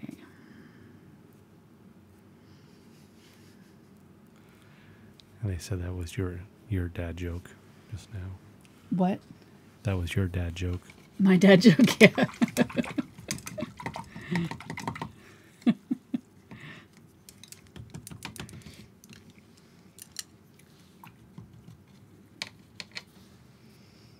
All right, let's grab some of that teal or turquoise now. Grab some of that.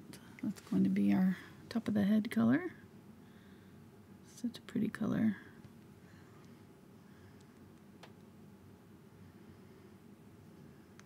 Come on, right around there.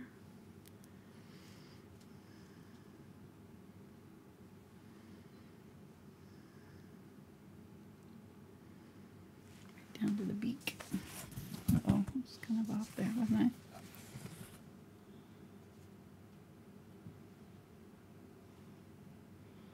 Add a little bit of brown to make it more opaque.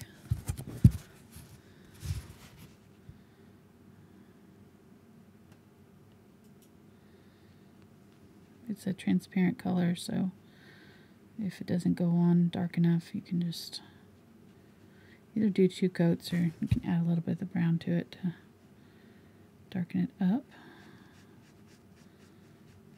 There we go.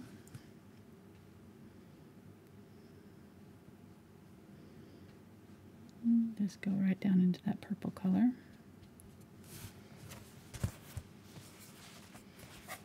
And then there's some of it that starts to blend in right in here with the purple.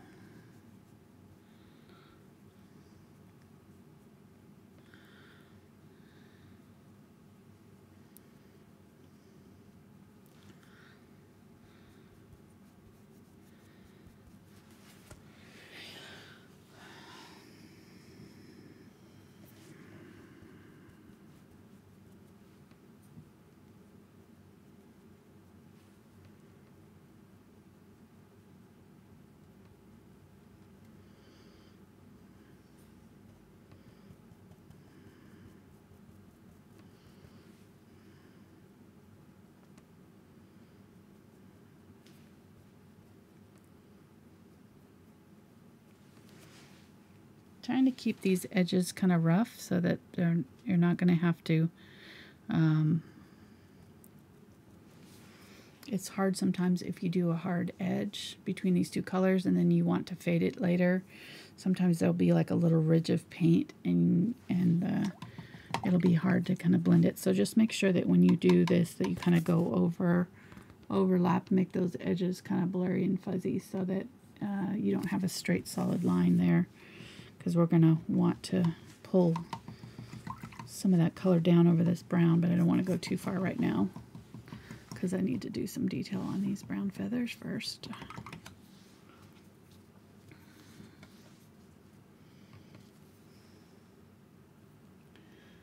All right, so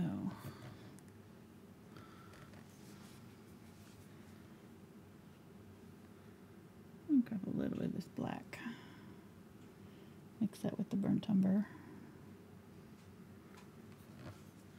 And just right in here, there is really dark feather right there.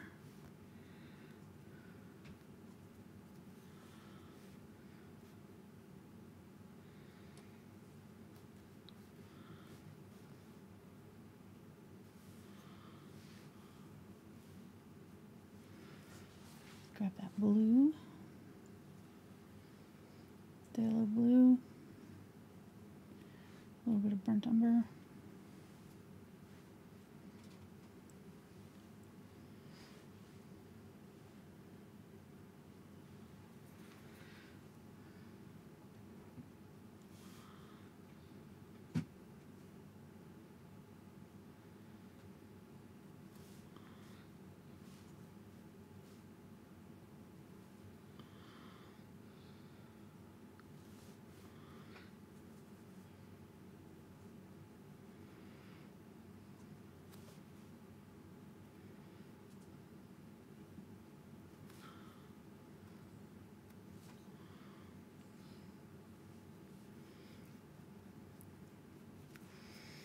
Actually, this blue is different.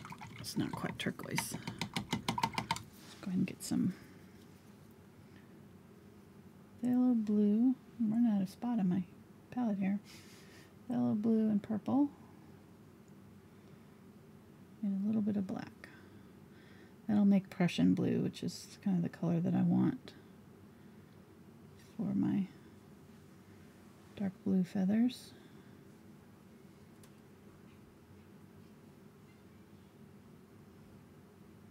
If you have Prussian blue, just grab that instead. There we go. This is really pretty royal blue color. Here again, kind of feather it over the brown.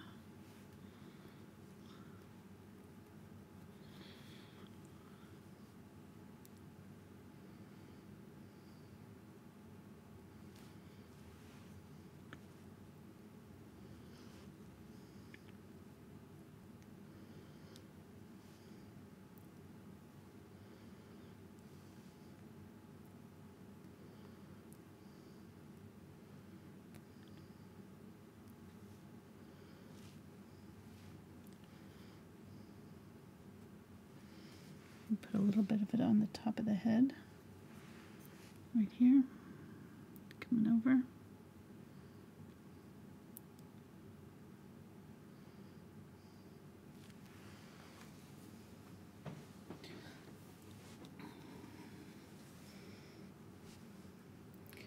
Grab a little bit of white here. I need to make a lighter version of it.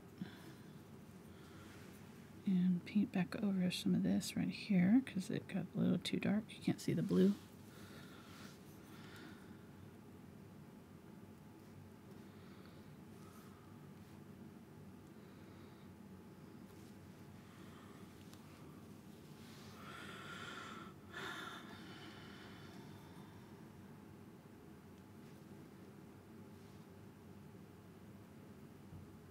More white. There, a little bit right here.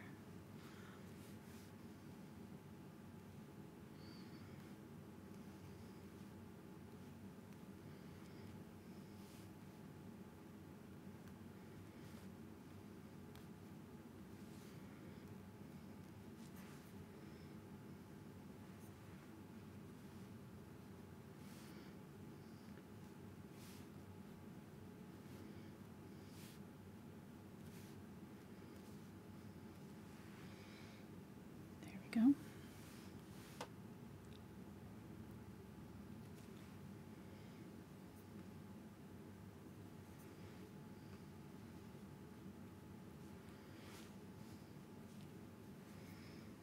Use a little bit of this lighter blue color here for the top of the head.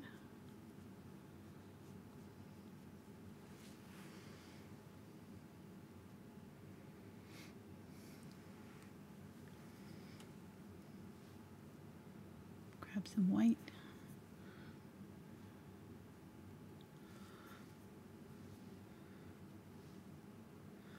There's some shine on these ones that are going to come up.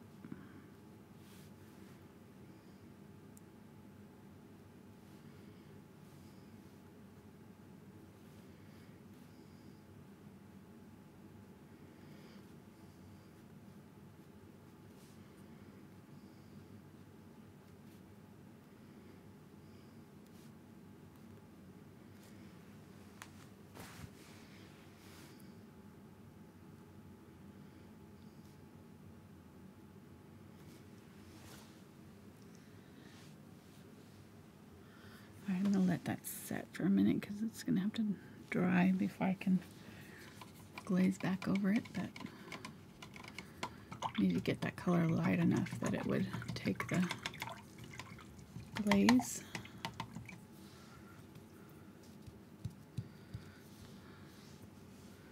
Grab a little bit of white here.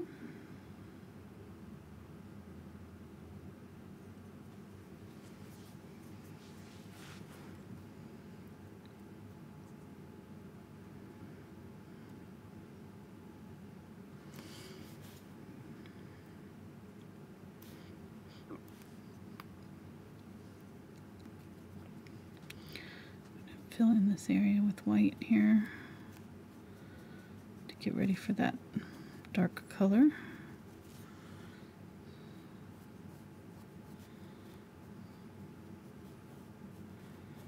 It's got those dark stripes through it.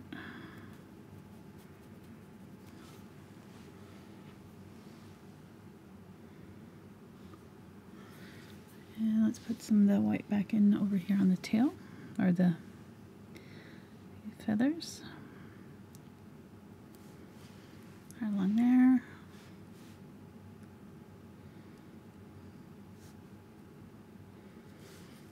There's a little bit right here. A little bit in between right here. A little bit along the leading edge right there. And there's a little white tucked in right in here. Okay.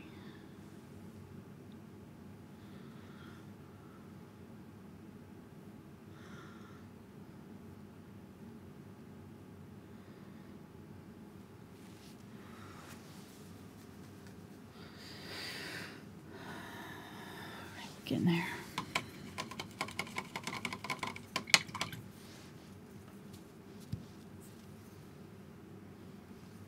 A little bit white down in here. And then I'm going to brighten up these just a little bit.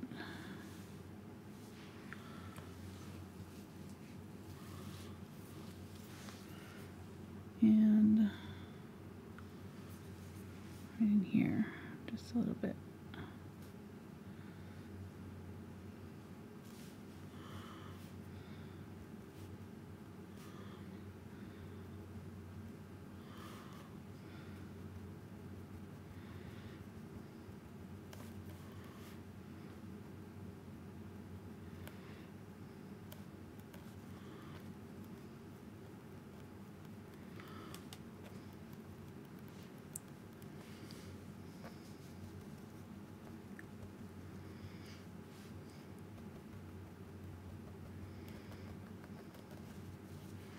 Kind of looking at where the zigzag feathers are here, trying to get some little bit of white down.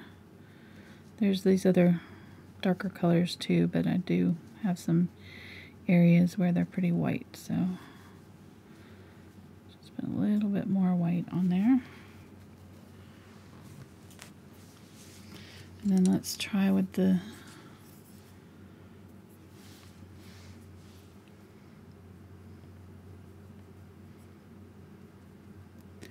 I'm going to use some glazing liquid just to thin it out a little bit with my rake brush. A little bit of water. It'll go on smoother if it's thin.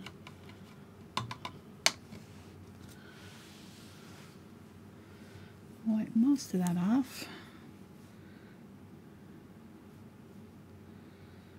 Seems to be working pretty good. I'm going to zoom in for this part, honey. I'll be careful. My famous last words. Okay.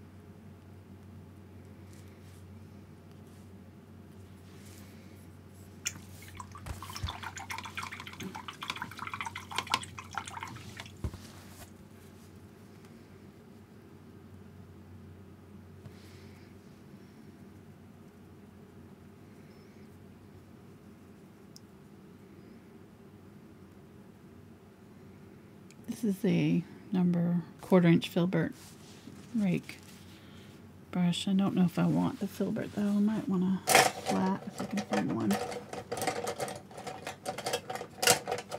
don't think I have a flat rake on me.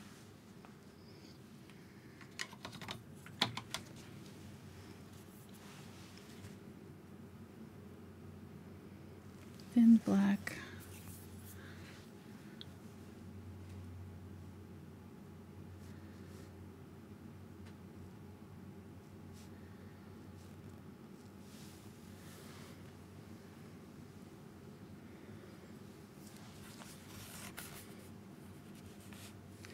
It's pretty uniform all the way across all of these.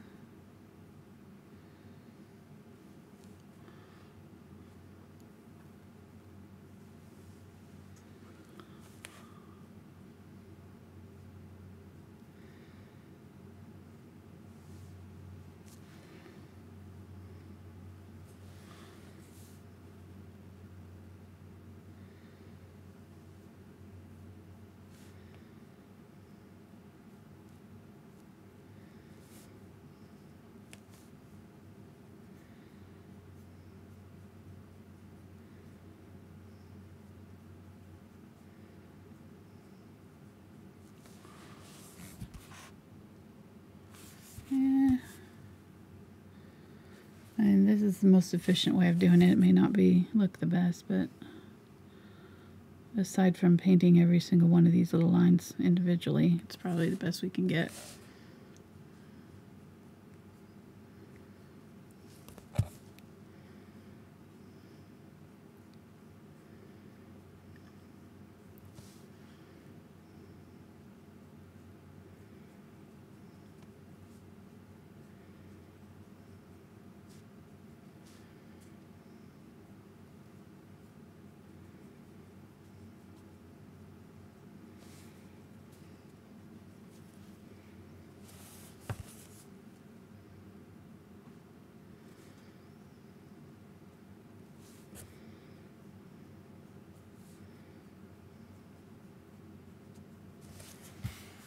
It'll look kind of like a hot mess at first, so don't panic yet. Hopefully we'll get there. I'm going to use some Unbleached Titanium. Thin it down. Same brush. And I'm going to go back over. Blend over the top of some of these. Soften up that harshness. If you get any of them too dark, you can kind of use this to soften it up.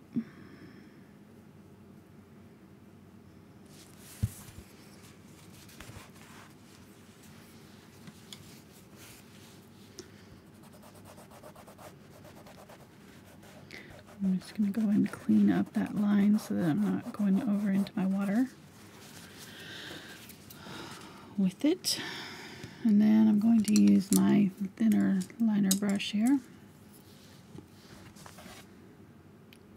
with the black and add some dark detail to some of these feathers. Some of them are more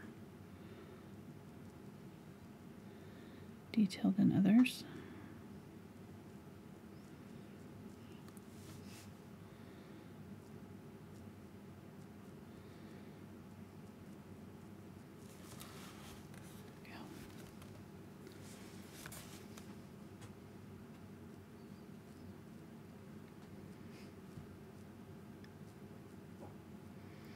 Basically what we're doing is kind of disguising what's going on here, kind of muddying it up.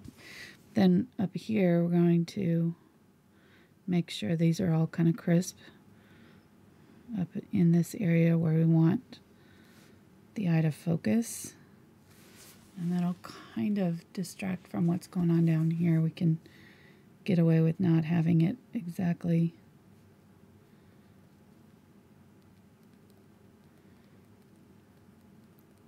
define down in there if we kind of have an area where our eye can look and get some of the details it wants. That makes sense.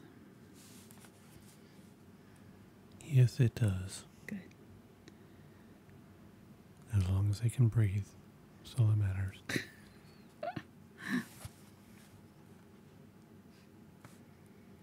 Okay.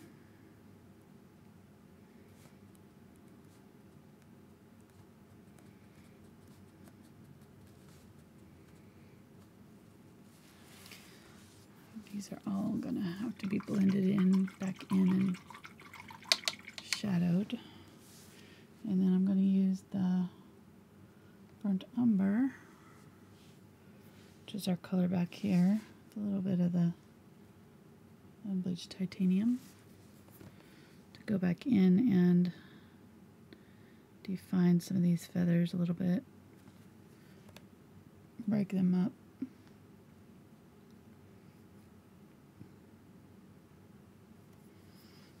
Where they're split.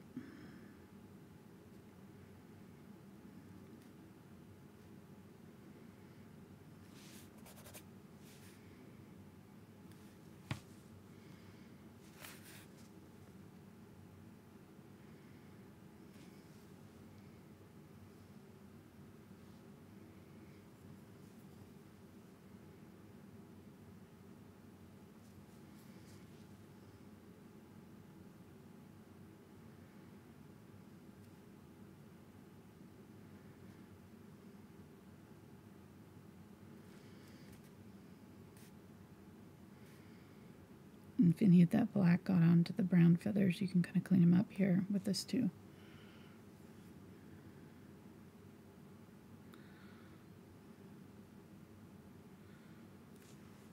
Clean up that edge there.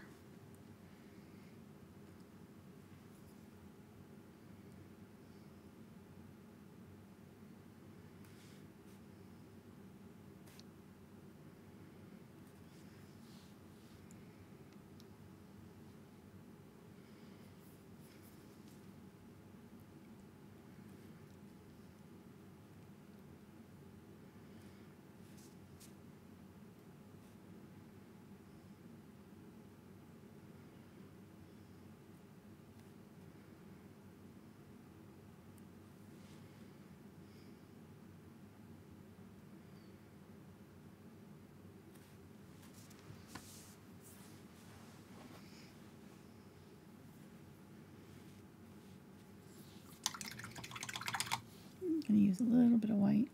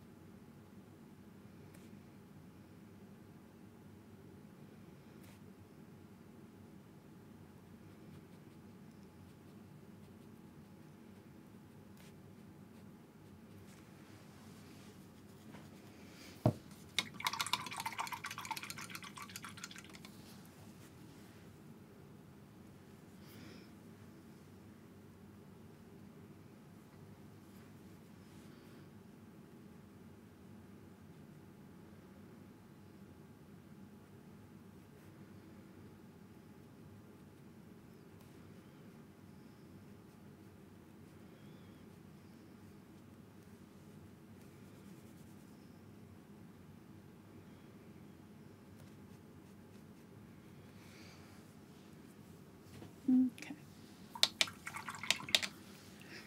That's good. Let's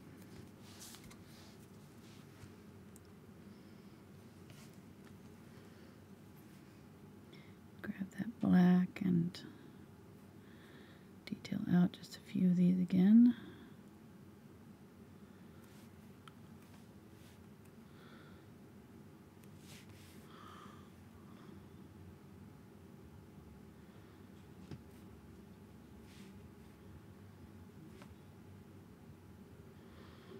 I don't know, there must be an easier way of doing this, but I couldn't think of one, so.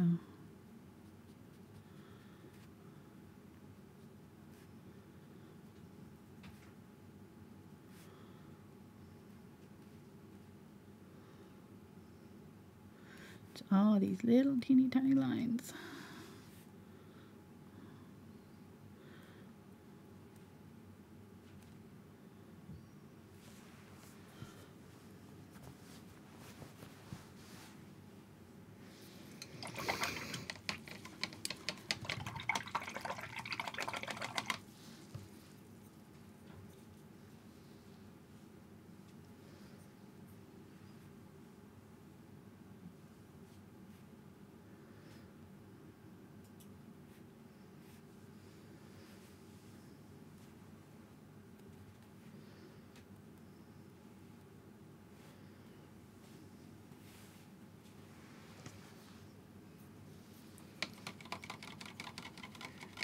Yeah,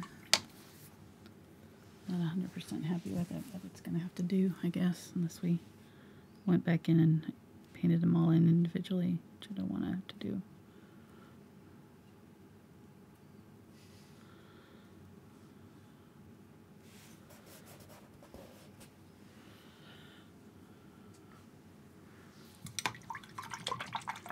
All right.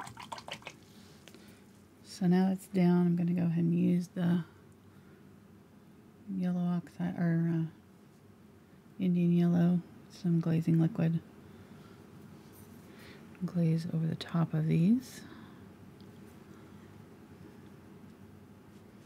Use a little bit of burnt sienna too.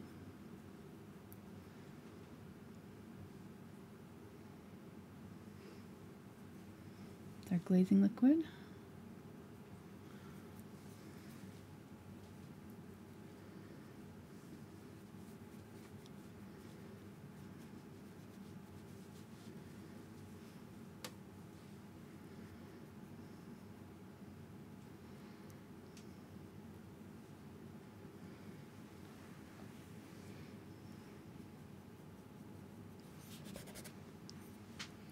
Then I'm going to use some burnt umber.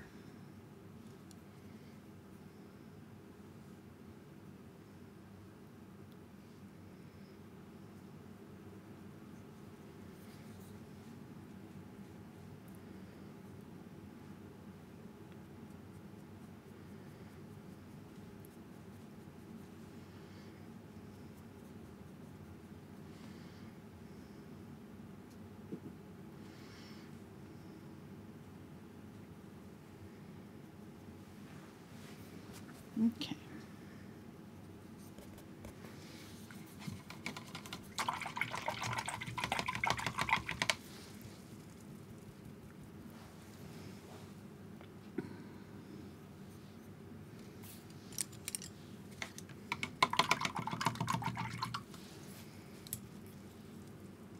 I'm going to go through with some bright white here.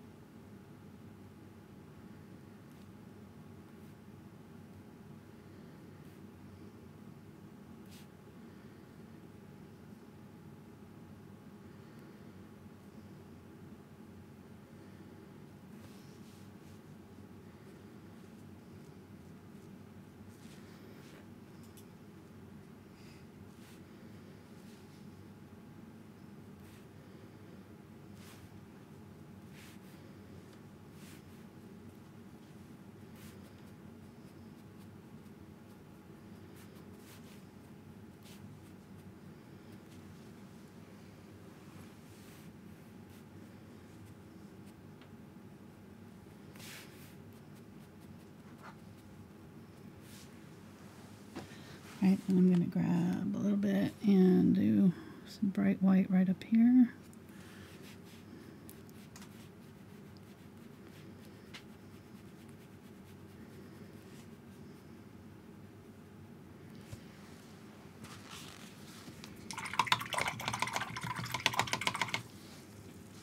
Try a little bit of black one more time.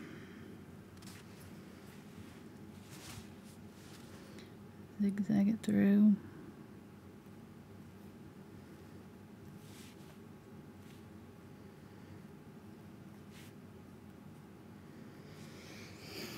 I don't know. I don't like it. Sorry.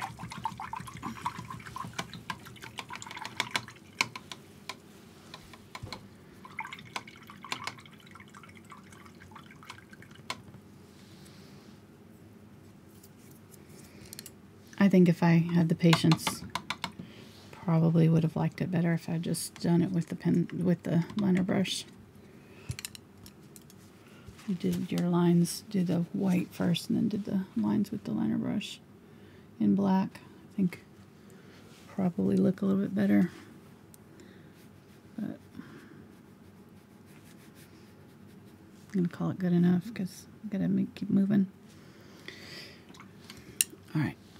Grab the Filbert, some green, a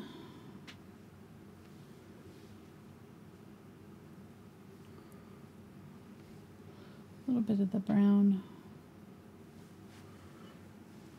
and put in this feather right here. I don't know why I stopped the blue right there. It goes all the way up into the here.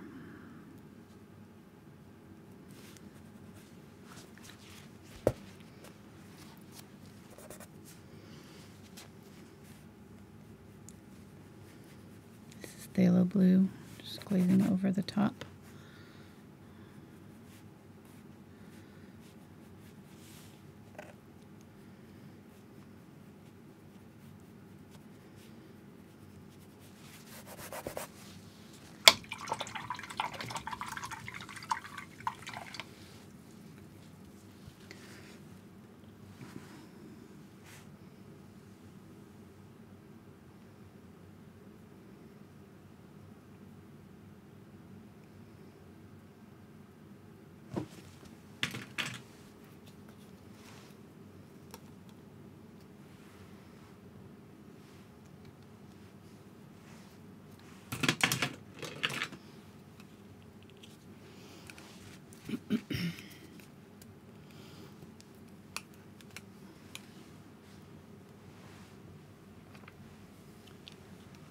Glad you're not using a paper plate there. What? Glad you're not using a styrofoam plate. Why? Because you've run out of room with that. I've totally run out of room with this one. I've filled up all of it. I could have done 2 different palettes, probably one for the background and one for the bird. Would have been better. Definitely ran out of room a long time ago. Alright, so got the blue on my brush. Let's get the purple, blue. Grabbed a little bit of white there for Unbleached Titanium. And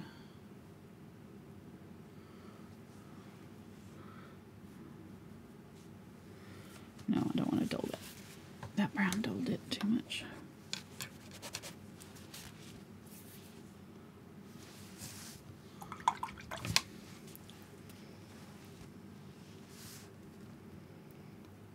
Use the burnt umber, mix a little bit of that blue in.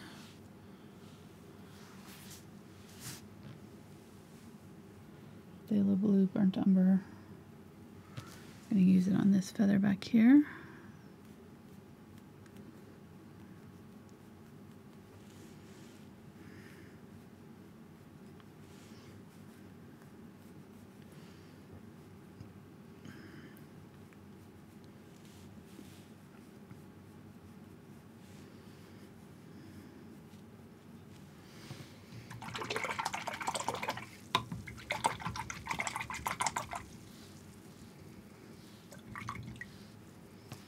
Let's mix some of this color again, give it one more coat.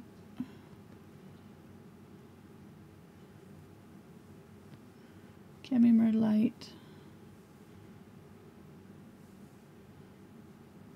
Indian Yellow, burnt Sienna,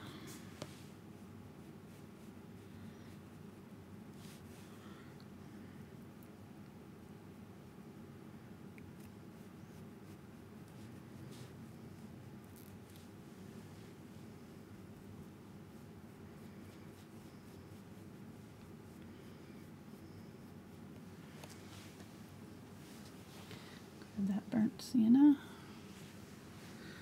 shadow it in here.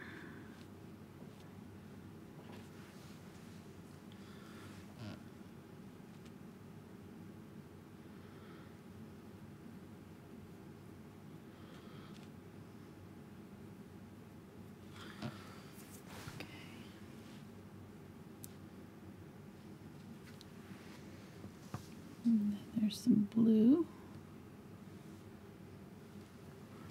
right here.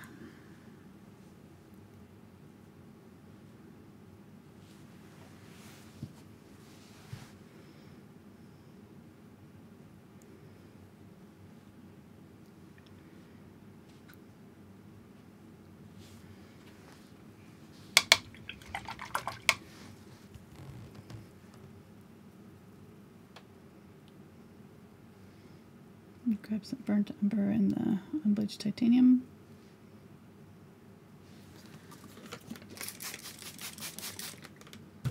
Paints are starting to dry up.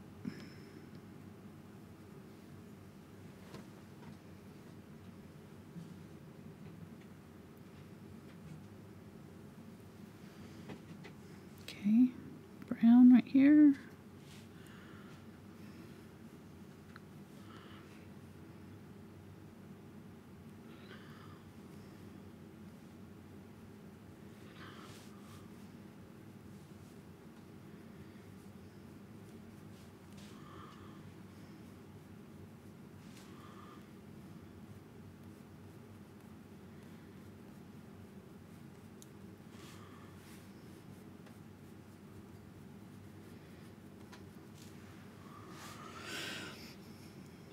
Use some unbleached titanium here, the brown.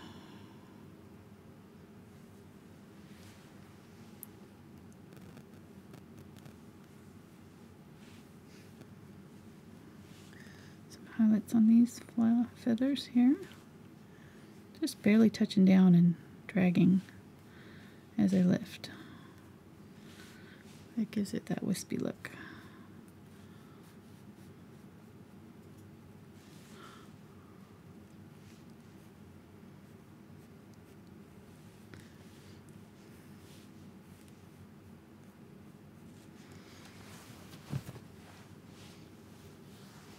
A little bit more of that unbleached titanium.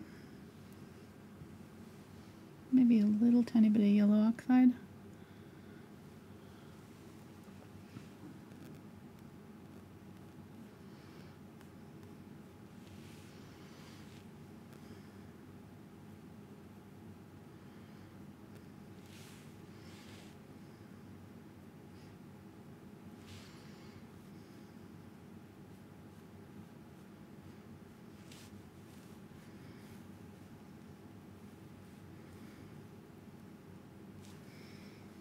Grab a little bit of that green, mix that with the browns and things that are in my brush. Do a green feather right here.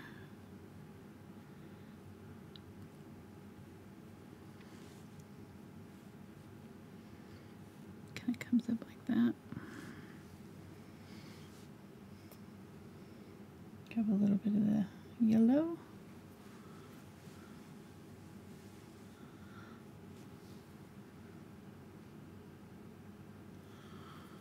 A little bit of yellow right there.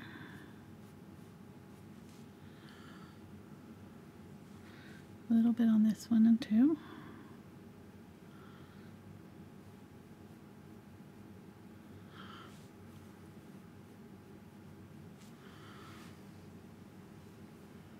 There is a dark brown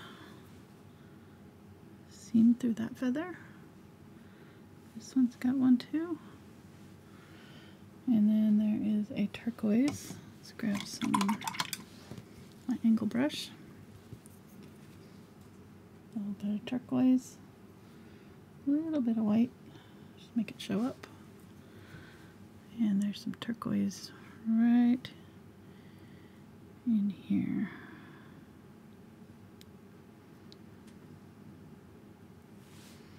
And we can also kind of brush it on right here.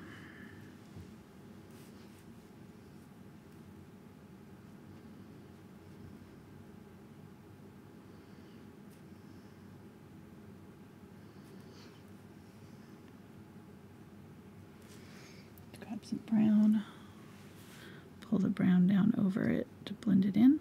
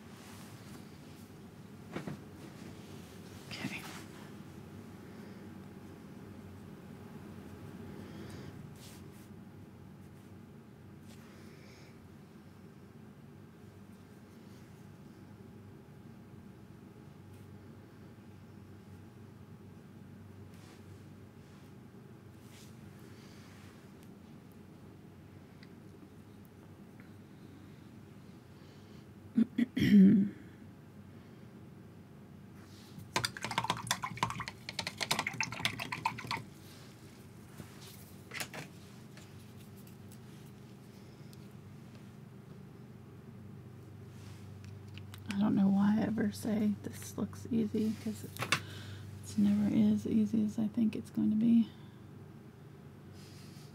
Never, ever. I'll never learn. No.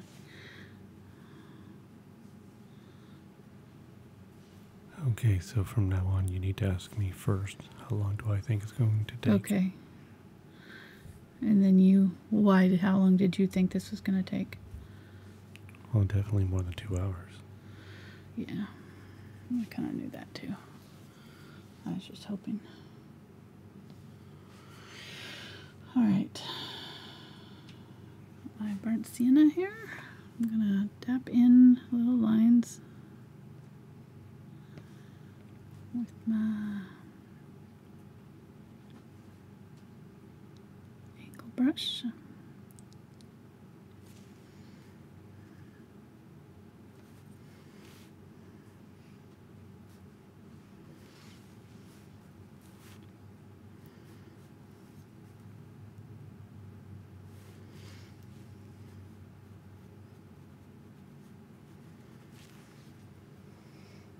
A little bit of purple,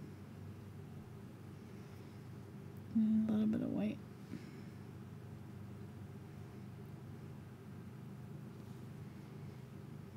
A little bit of quinacridone. There we go. I'm going to make that maroon color, that purple and quinacridone, add a little bit of white to it.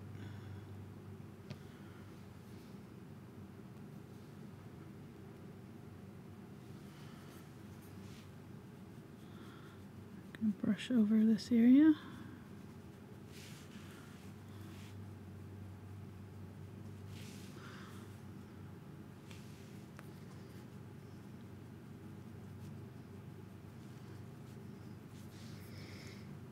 Add a little bit of black. And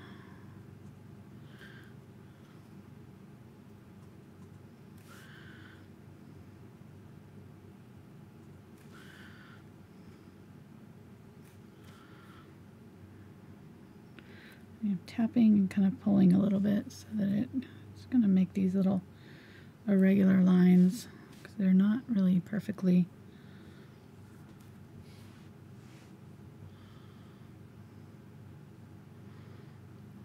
spaced.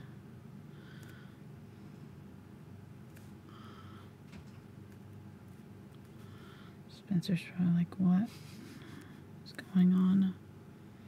Are we done yet? Not quite, but we're getting there.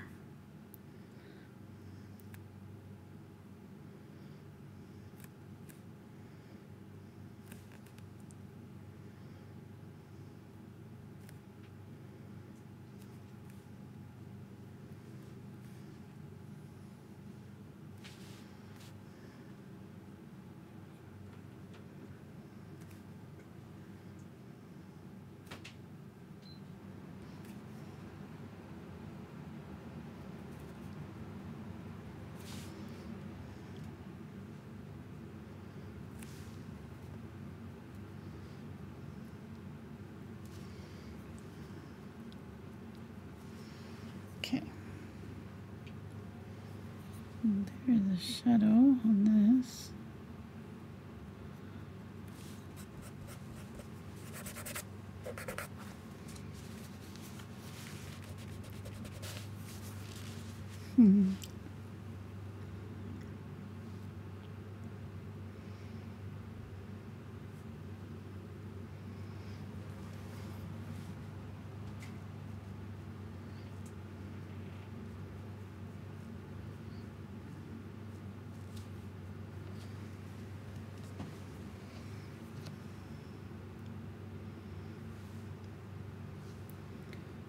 Use a little bit of that brown unbleached titanium. Gonna clean up some of these feathers in here. A little dusting of highlight on some of these.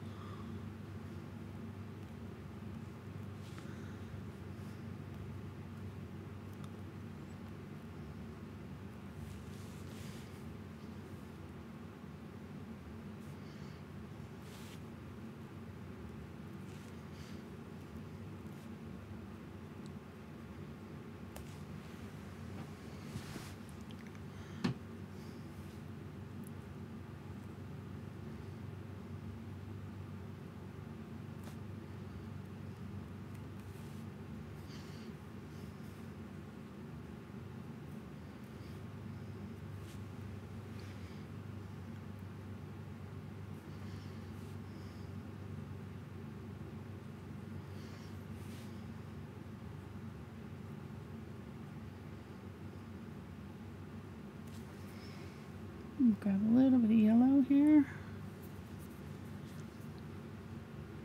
Mix it with the green.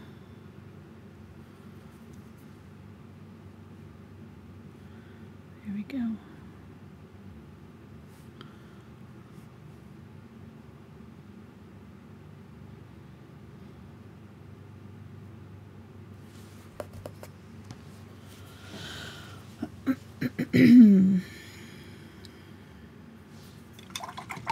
Okay, I need to add some shine to these ones. Let's start with a little bit of shadowing through here.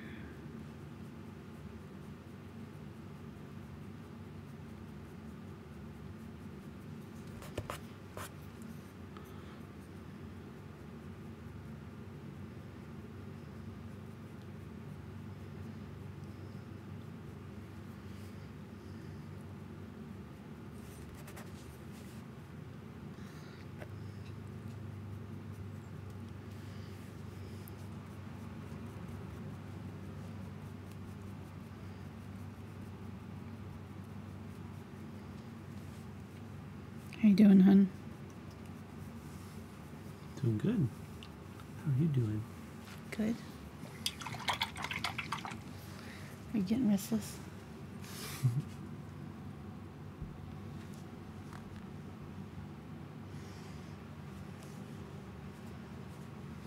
No comment? Just stretching. Okay. Grabbing some white. Mixing it with that color, a little bit extra yellow, and we'll put a little highlight on these feathers back here.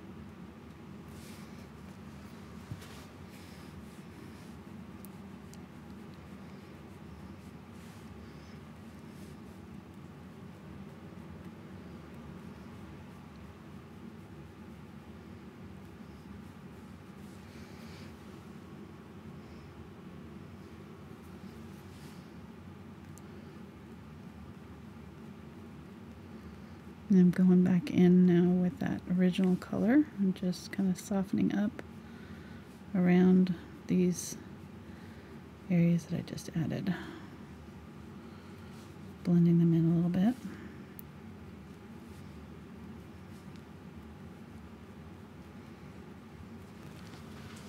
All right, I think that's good enough. May add a little bit of the darker red along there. I love that color, it's so pretty. Let's add a little bit of it back in here, in the leg.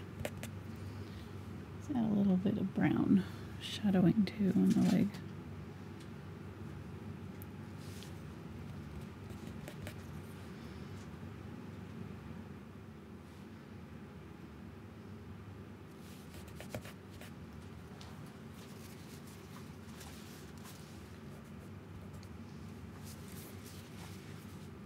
You eating over there?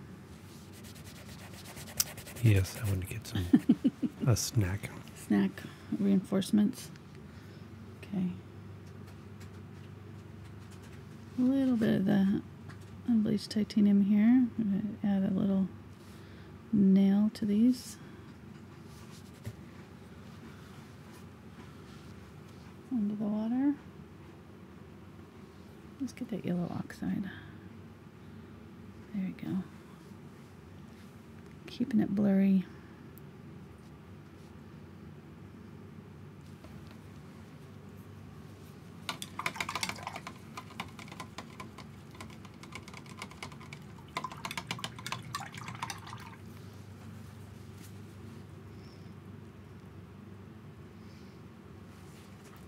A little bit of white and a little bit of the turquoise. Wipe that off, and I'm going to use it right in here.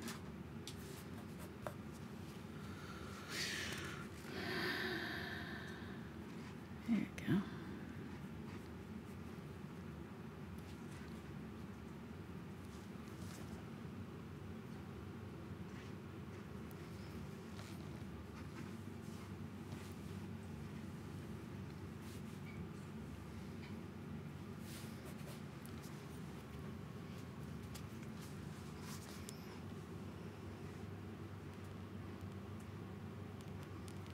A little bit of green. Let's grab some glazing liquid.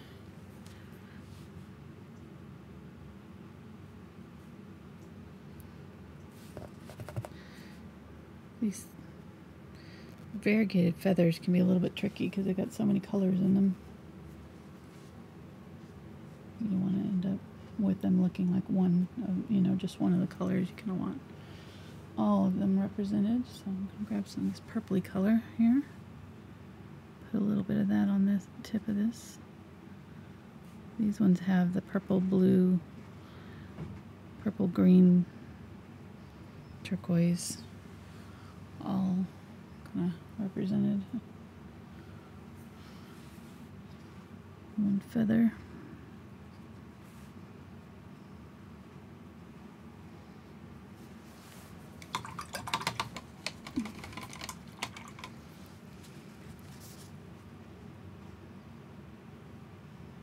Mark's just over there, just chomping away. It's tasty.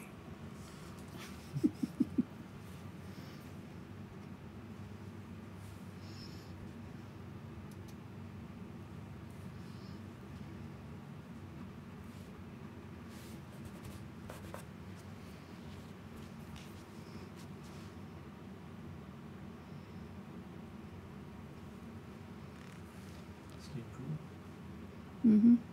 Thank you. Better than yesterday, for sure.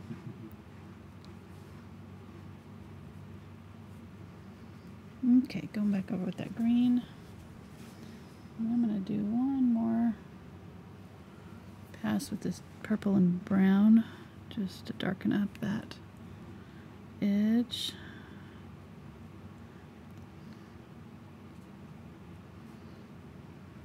Shadow around it.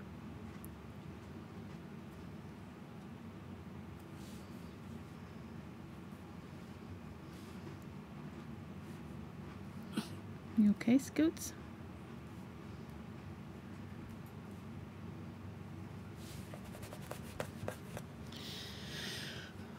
pulled off a little paint there.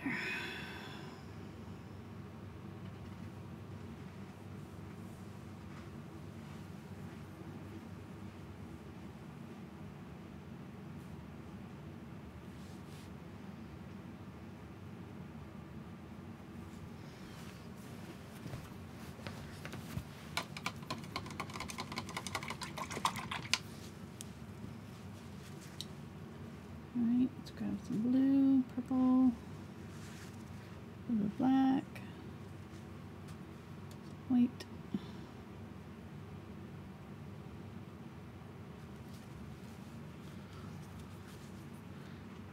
Highlight these feathers one more time.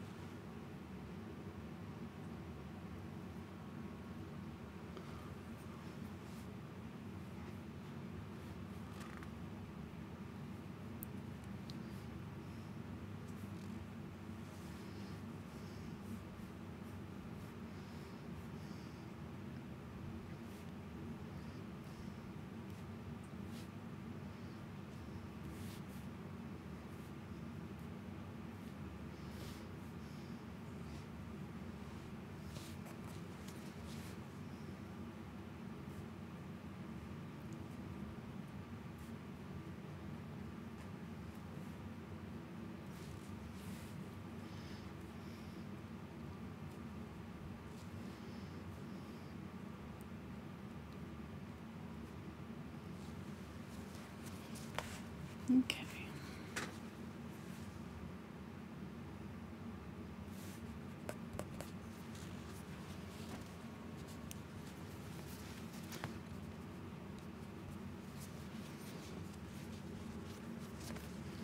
Using this blue on the top of the head.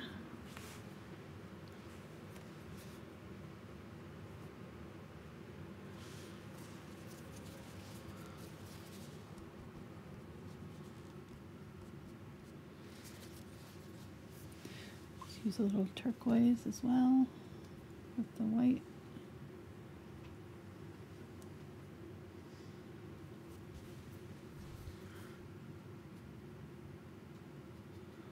Just using the tip of the brush to kind of create some lines.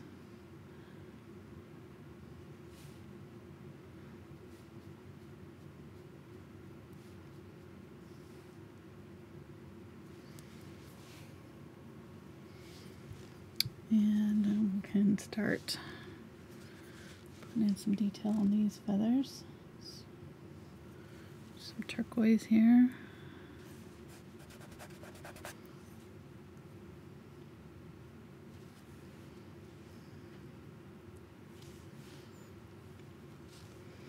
And I'm going to use that dark turquoise and this edge of the brush, and I'm actually going to turn this around, I think. Might use a little bit of black even. Let's see, what direction do I want to do this? I need to do them this way. Come down like this.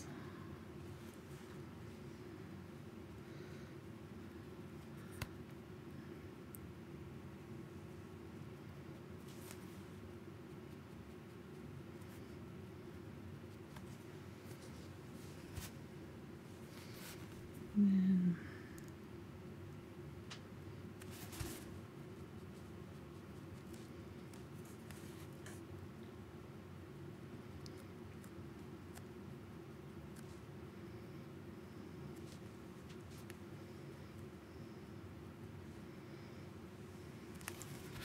okay, so there's our dark green, dark turquoise. Then we need some of the lighter colored turquoise in there, so I'm going to grab some of that white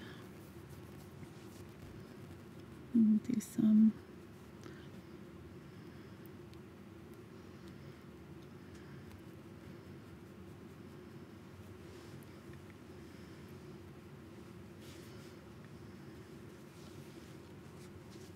grab some yellow.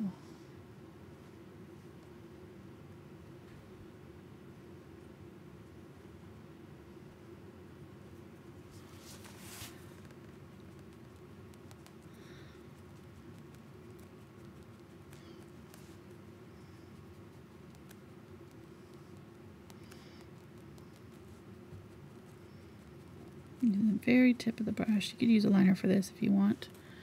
If you have trouble using the angle brush for this. I just find the angle brush holds so much more paint. It's faster.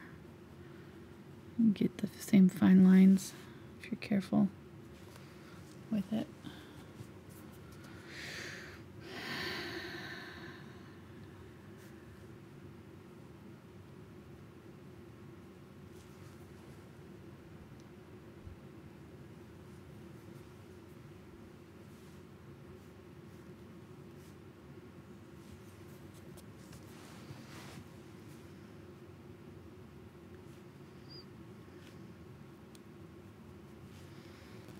Just going over now with that purple color that's right here. Pulling it down over the top a little bit. Just blend those in between the two colors.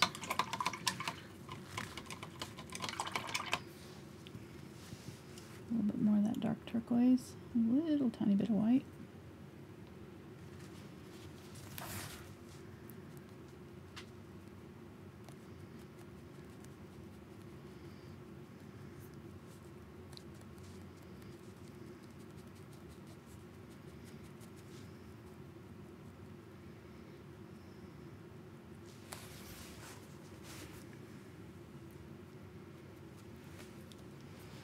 And then I wanted to use a little bit of the yellow, some brighter white.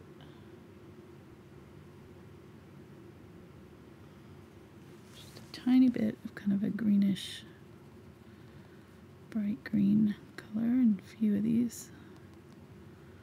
And I'm not doing little stripies, I'm kind of crisscrossing so that they look natural, because if you kind of have too many of them going in the same direction, it'll just look like they're all kind of lined up funky and it'll look unnatural. So make sure you're kind of changing the angle of your brush when you do this. So you get some going that are overlapping each other.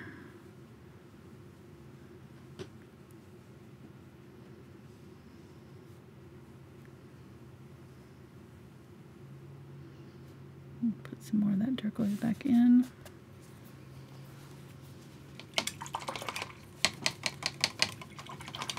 I'm going to let that set and then I will glaze it. Let's glaze this up here with the turquoise.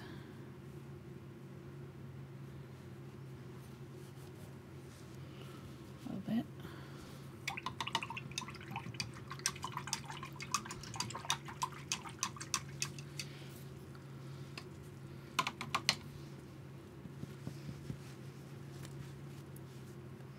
I think it's good enough.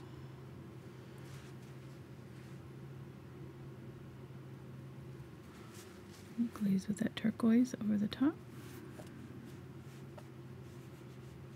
Just kind of where that transition is right there.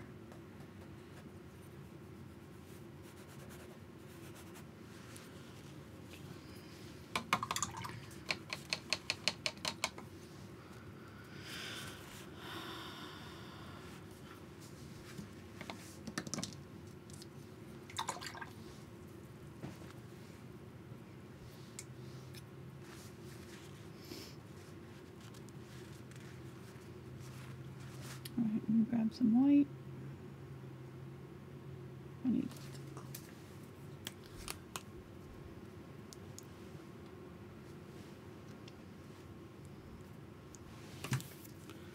fresh white here. Clean brush.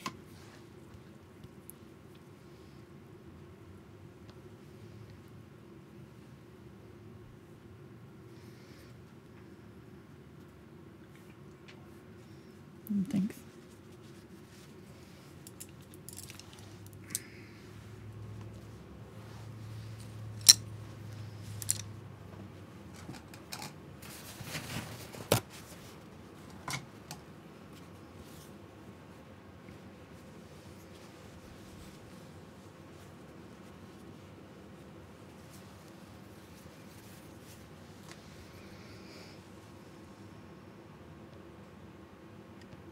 Alright, fresh white.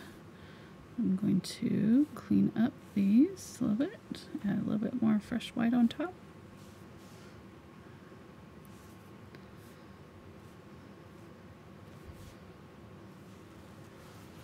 Kind of soften up that transition too. Can kind of go over the top of the purple in a couple places.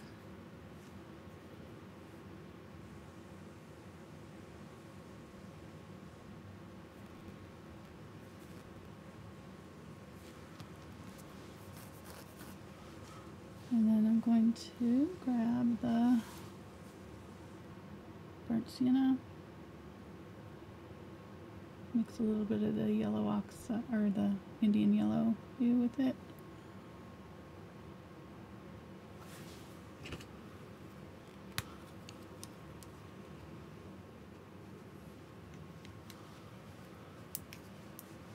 Thank you, honey. Okay, actually, going to be Quinacridone Magenta. These are all sticky. Quinacridone Magenta and burnt sienna.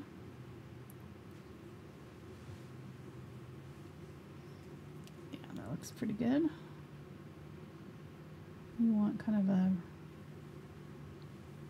almost like a red oxide color. Let me see if this is going to show up against this color here. We may need to add a little bit of white to it, just to brighten it up a little bit.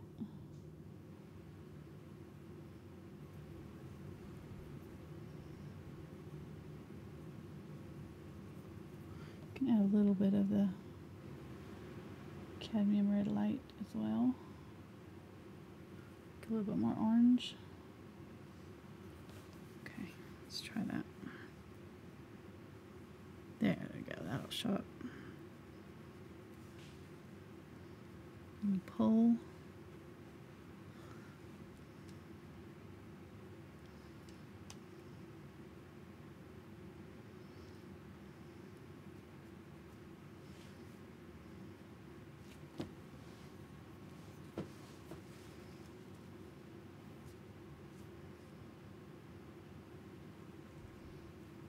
Some yellow oxide here.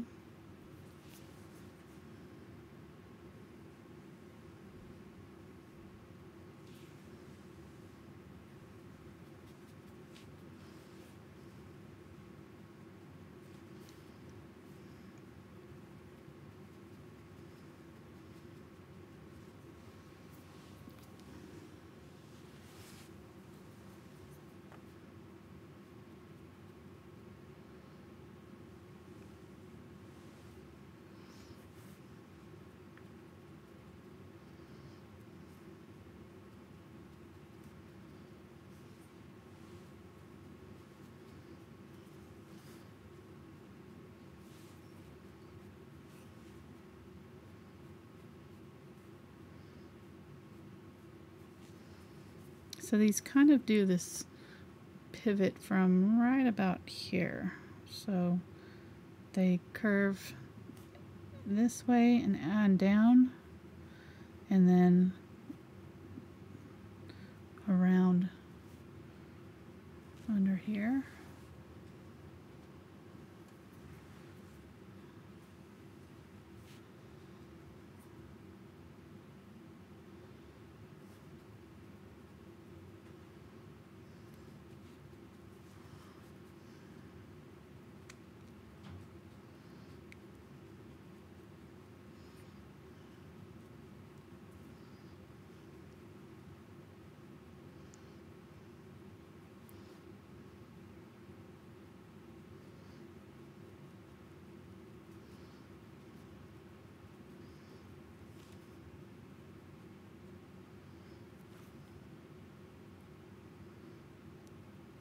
I'm just going to tap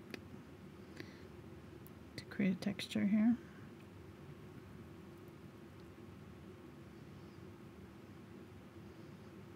Blend it into that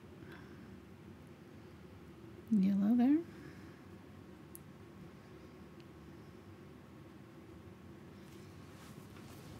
Okay, so it looks really, it's not dark enough in here. So what we need to do is add our dark. I'm gonna grab that purple. Mix a little bit of burnt sienna with that. Maybe a little quinacridone.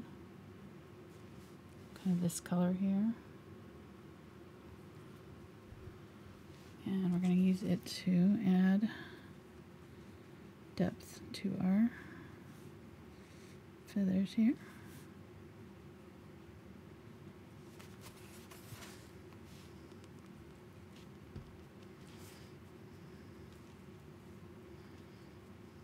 We'll put more feathers on top, don't worry. But we didn't have dark enough underneath here. It wasn't showing up. See, it's just one solid color, and that's not good. Excuse me. It's okay.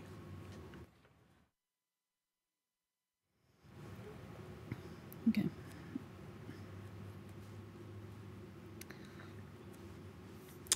All right.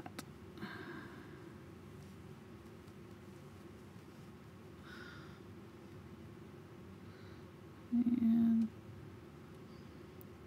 pretty dark all the way in here, so I'm going to go ahead and just tap. Let me get closer there. Getting there. Now you can kind of see it starting to develop. Grab some more of that orange that we made. Burnt sienna and other colors. Got the purple in my brush, so just going to mix a little bit. And I'm going to come all the way out to here. Now we've got that purple in there. It's going to make a huge difference.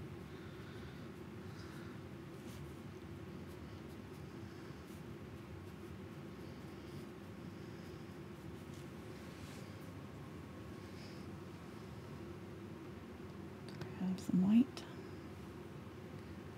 Mix that in. Let's grab some of that Indian yellow.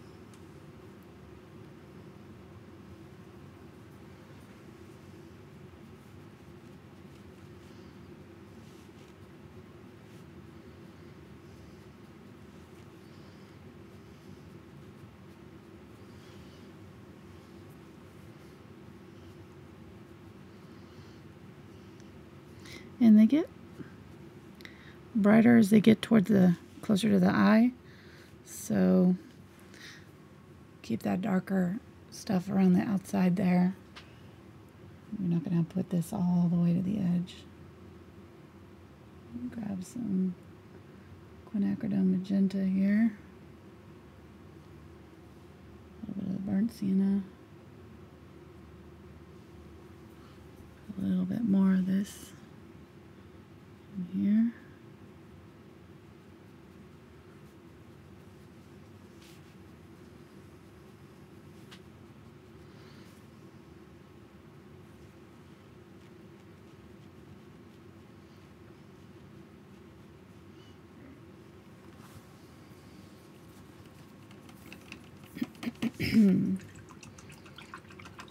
That actually wants to come out a little bit farther. I'm seeing it kind of come down like this.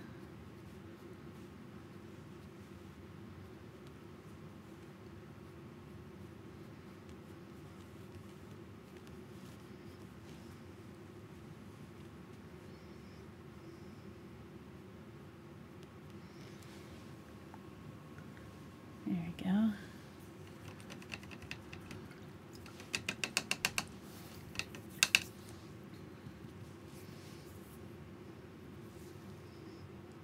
Grab some white.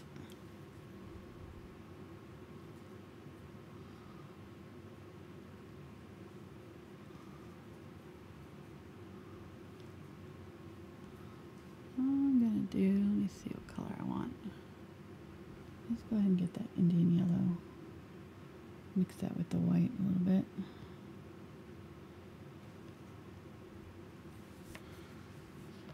Dab it right here. Whoop.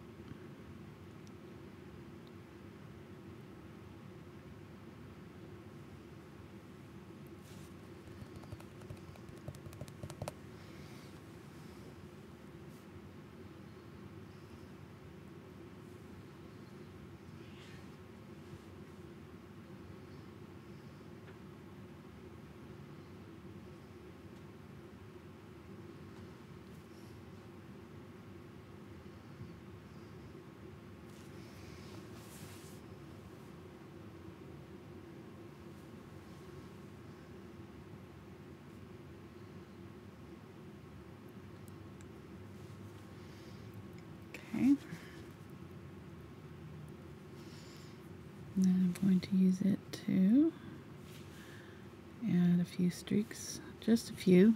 Don't want to overdo it with the yellow.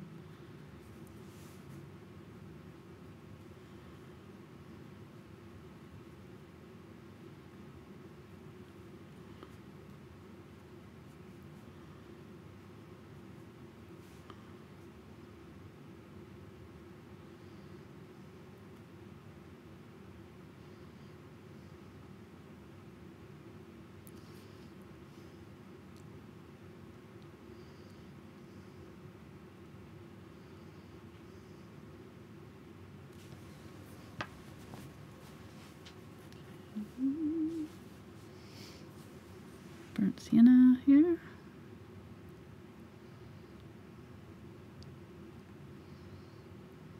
Just trying to get this stippling around the face here.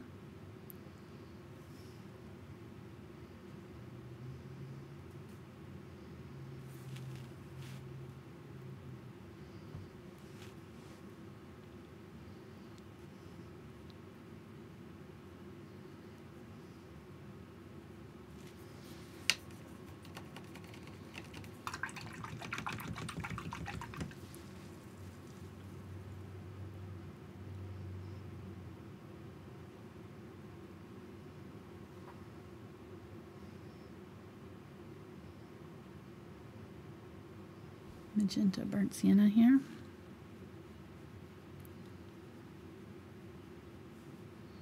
Little touch of purple.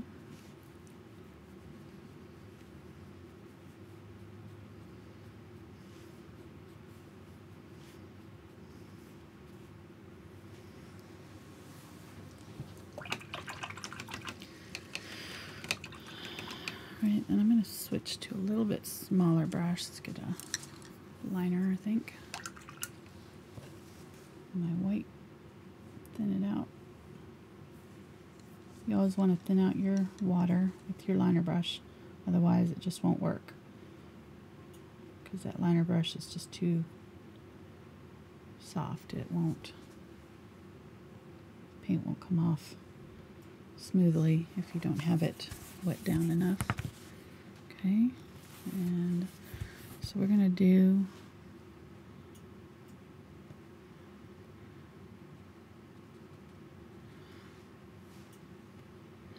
the beak, and this is going to come this way.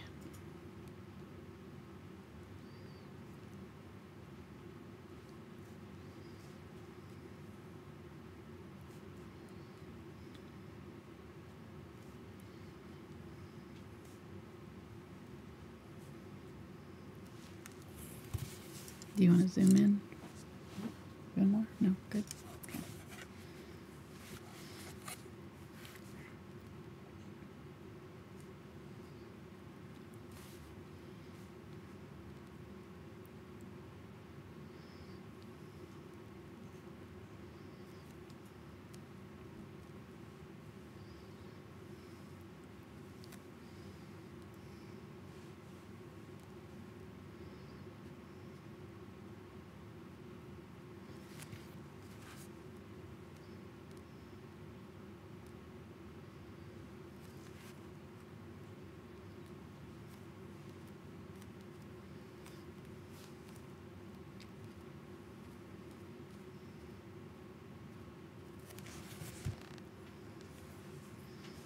Yeah, there's kind of these little bit of a line, like a line that comes through.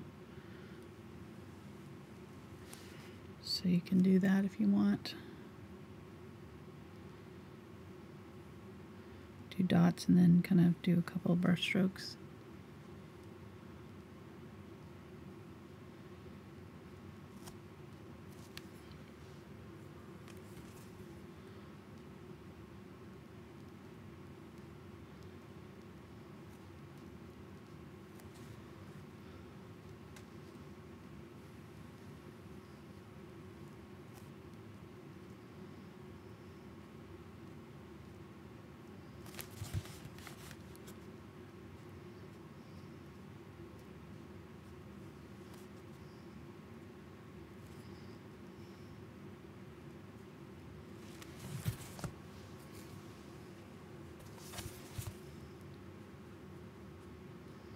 Okay, so this first one, I was kind of doing them all the same direction. Now I'm going to go back through and change it up and crisscross some feathers so that they're overlapping. That will make it look more natural.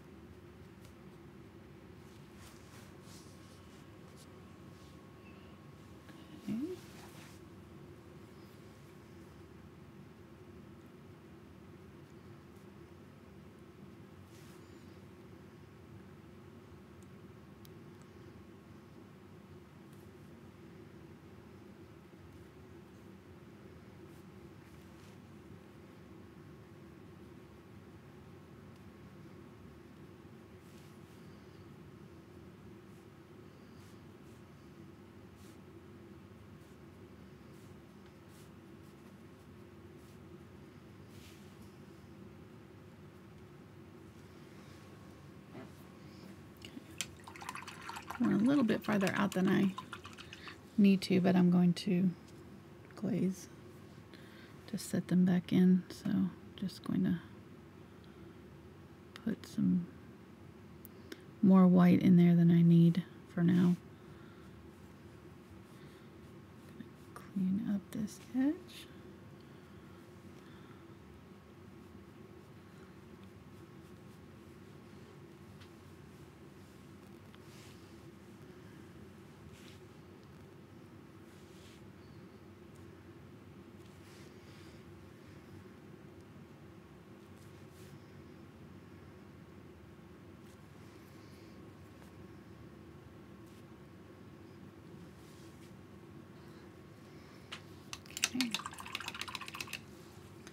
Let's add a little bit of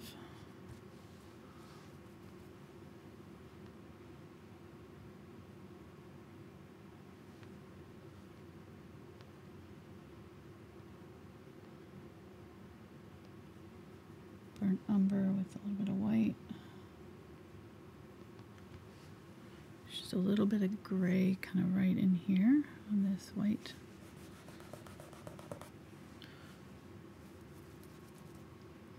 Grab the bright white, blend it in.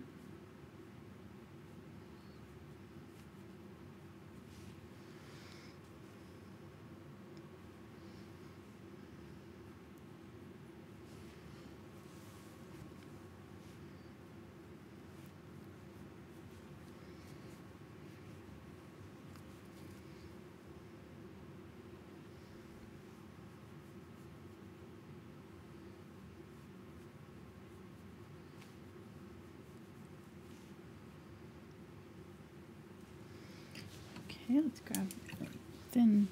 Got a little #1 round here. Grab the black. Put in my eye.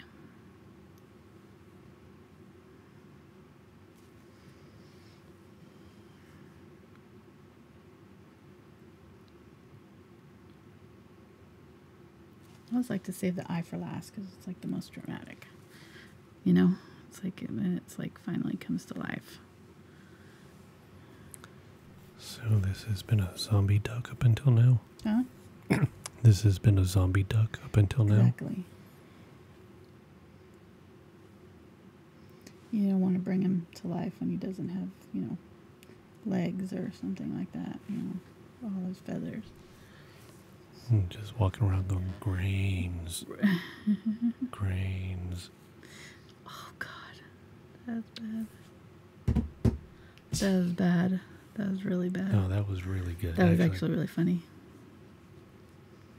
I'm laughing on the inside right now. I can't laugh because I'm trying to paint a straight line. Some are crying, some are laughing.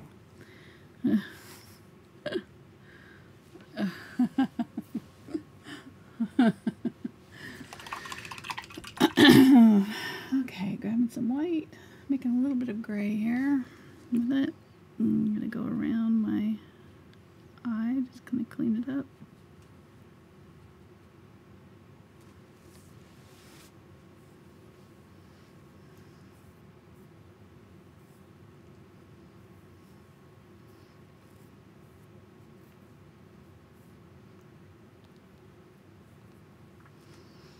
Let's put in the nostril. Grab some of that red.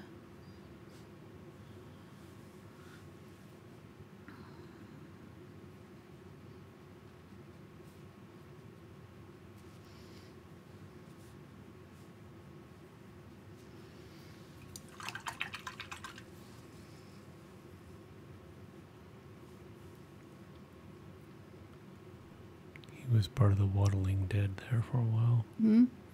He was part of the waddling dead there for a while. Yeah.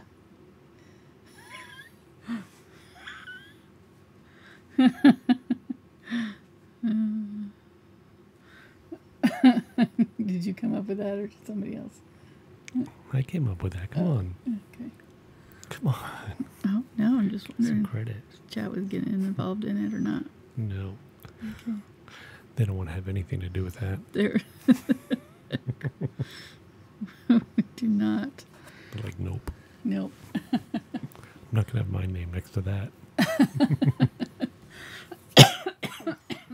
Okay. I'm going to grab the 1/4 inch angle here and my zinc white if I can get some.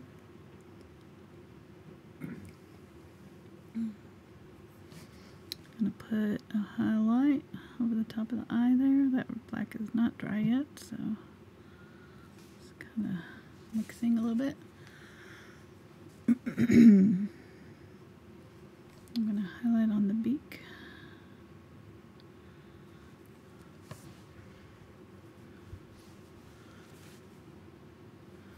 And go around the nostril with the highlight. And just above the separation there. Mouth, I guess. Opening. It is. If you want to use words to describe it, that would be what I'm talking about.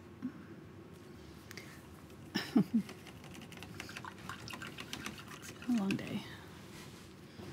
Almost there. A little fresh paint here. A little bit of fresh quinacridone.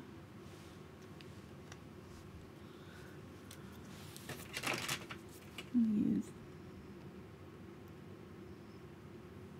more of the zinc white and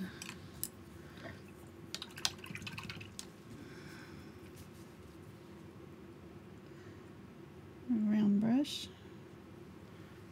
I'm going to do an eyelid right here.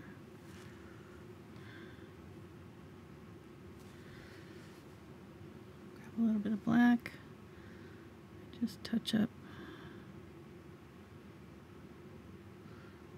a little bit if you need to.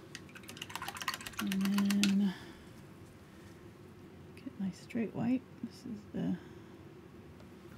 come on, clean.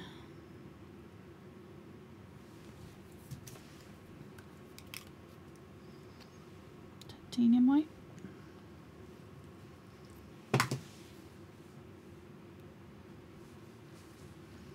Do a dot right here,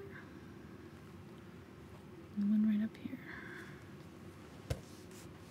Okay, cute. You're waiting for it, aren't you? Somebody in chat beat you to it a little while ago. Oh, really? So, yeah. Okay. He is cute. Alright, so I've made my red with the quinacridone and the Cadmium Red Light. Still need a little more quinacridone, I think.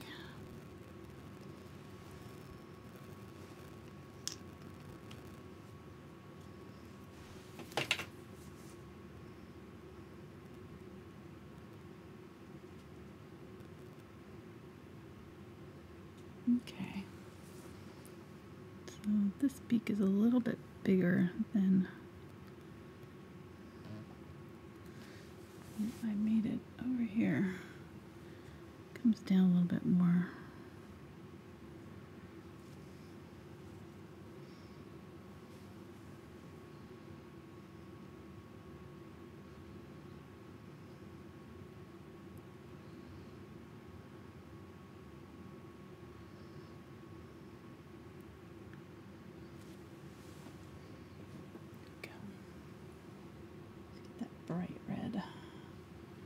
really dark right in here.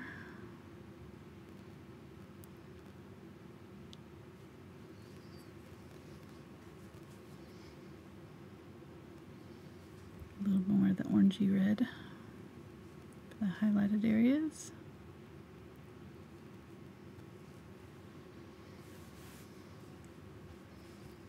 I'll grab some of that turquoise and just kind of come over the top of the beak right here.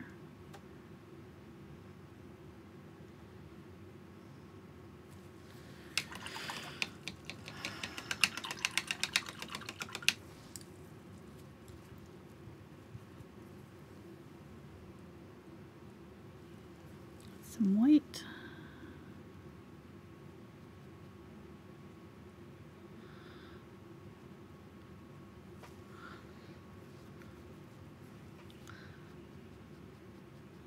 Wiped it all off there, and I'm now just kind of lightly blending from that wet paint into the area where I want it to blend.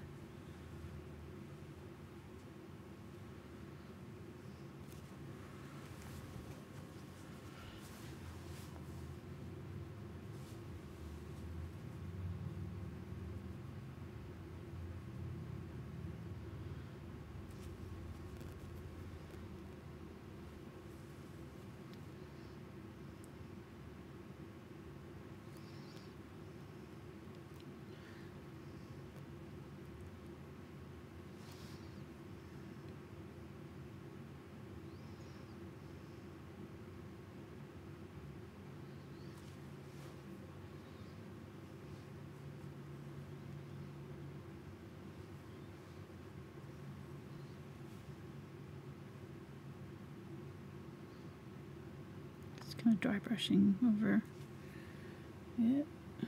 Grab a little bit more of that reddish. I'm going to pull that nostril down a little bit. I think I put it a little high.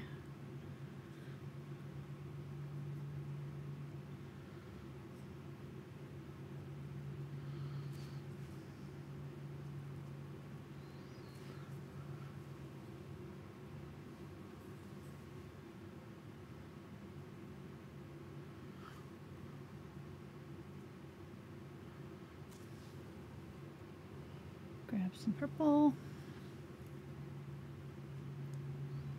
There we go, right there.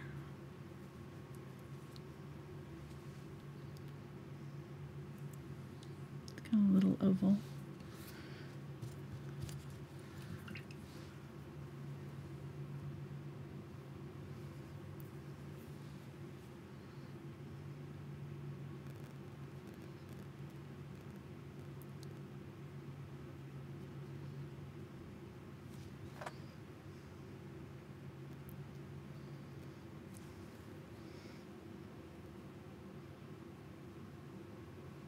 Let's get a little bit of white, mix it with that reddish orange version. Get a highlight color. I'm going to go around the nostril,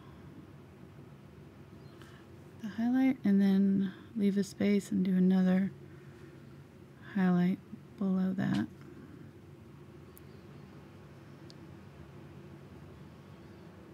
So there's a little bit of dark red in between that highlight.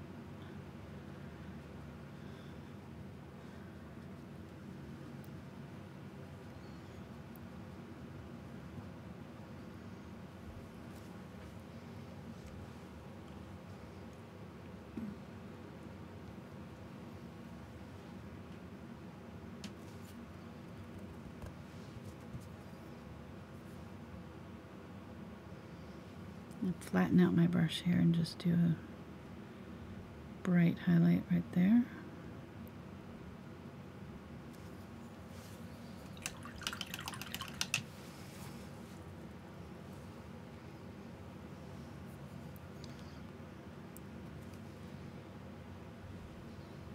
And there is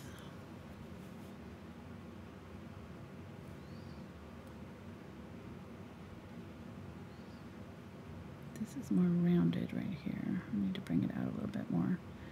Kind of hooks under a little bit more than I have it go. And then it curves up.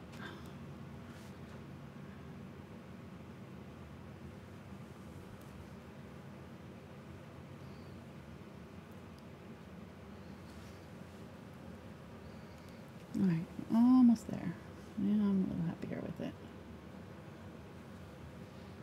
This beak's a little bit tricky.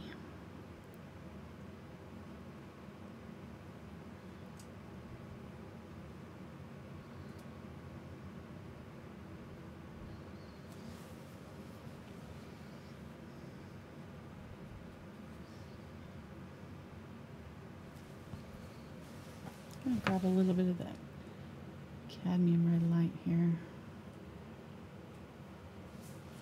Use it to highlight a couple areas on here.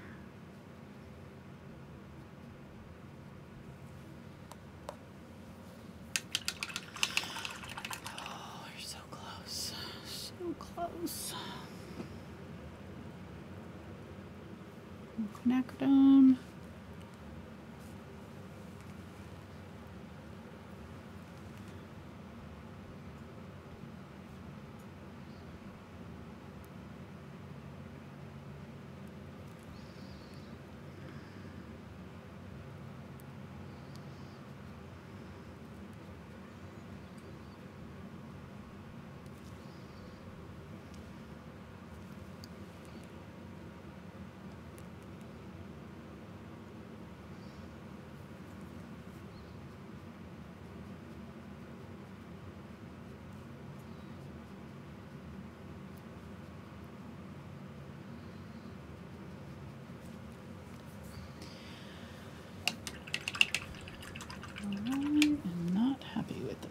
Still gonna work on it till we get it right. It's just not quite there yet.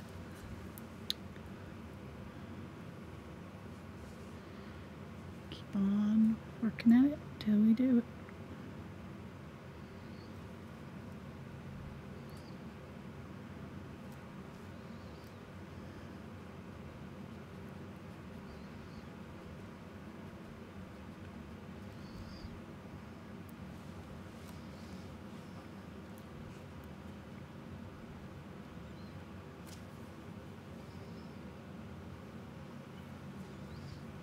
Some of that turquoise and bring it down on this side a little bit, I think. I'm seeing a little bit of it right there, and then there's some white on the forehead.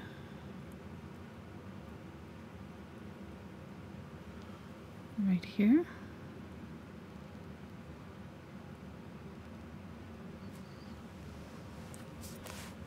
Going up and around.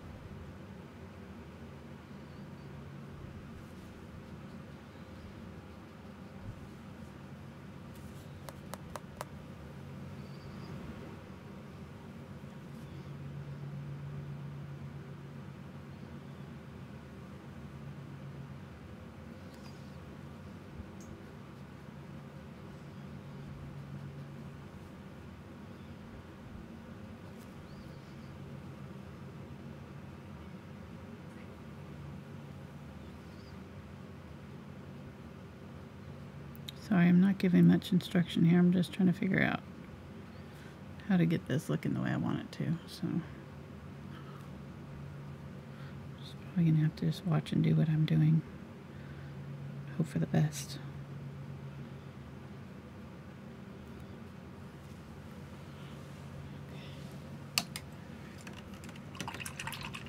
I'm going to glaze back over this area here with some of the yellow, Indian yellow color.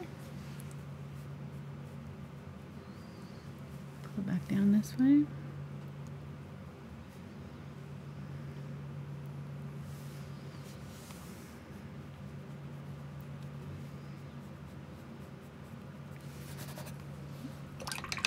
And then we're going to use a little bit of the burnt sienna, if I can find some.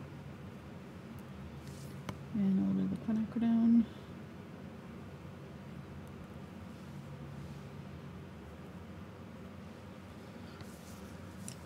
Glaze some of that over the top of the white over here.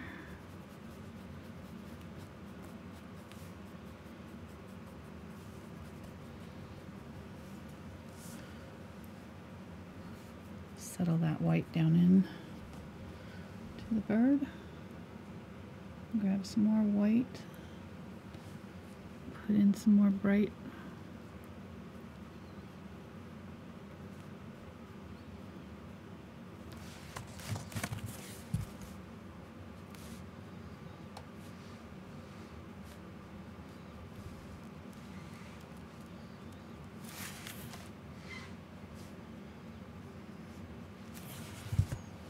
feathers.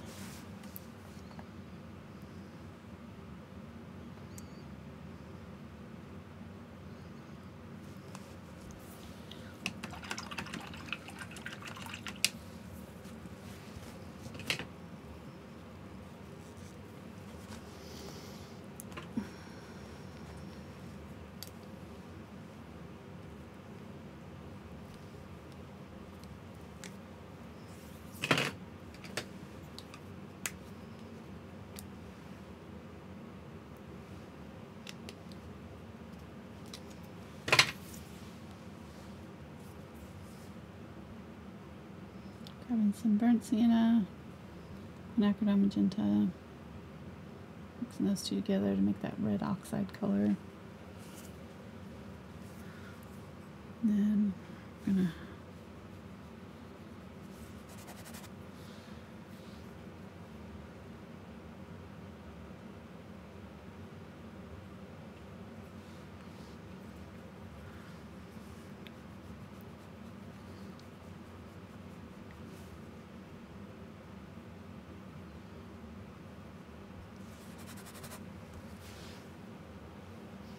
go in here and dot in some of this color.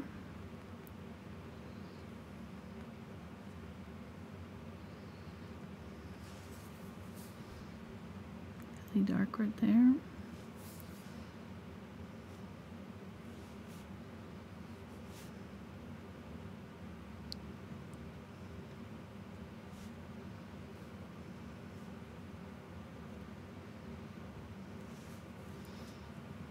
And darken up this area right here. Make sure you have a good shadow right there under the chin.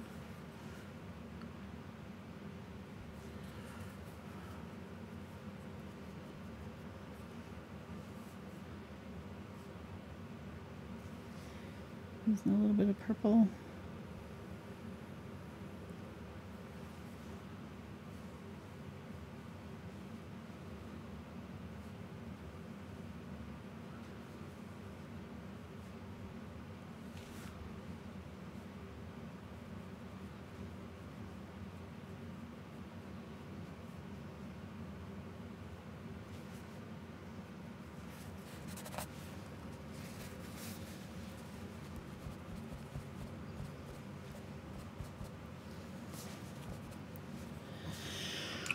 All right.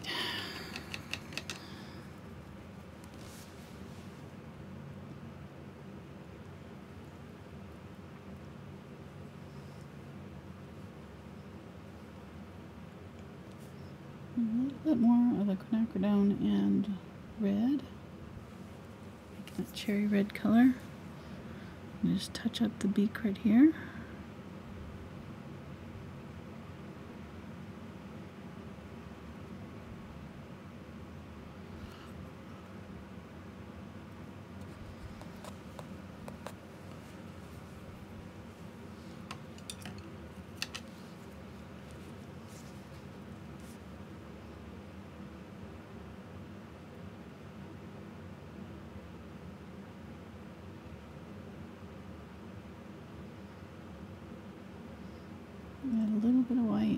going to try to do that highlight one more time so we can get it where I like it this time.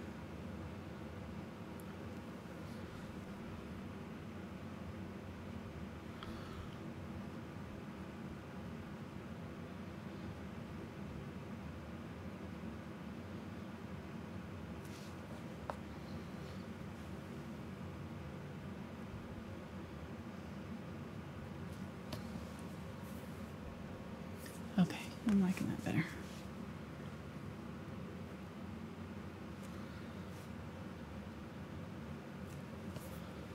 Grab a little bit of white, bright white. Do a little bright white right here. There.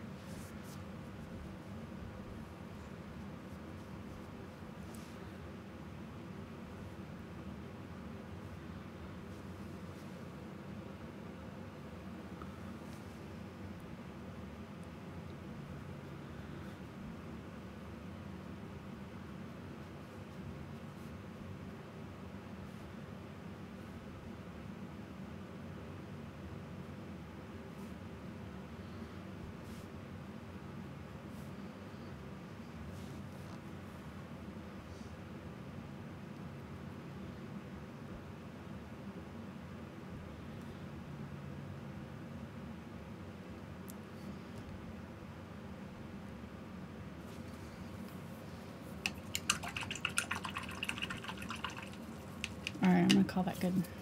What do you think? Alright, to you. Looks pretty amazing, actually.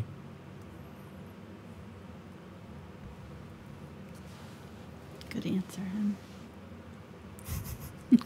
I'm not the only one to say that. Huh? Several people have said it in chat. What? Several people have said that in chat, so good. I'm not the only one. Alright, well zoom out here for me so I can look at the whole thing. On camera. There we go. Hey, he looks pretty good. I'm going to add a little bit more yellow to my green in my water. In just a couple places.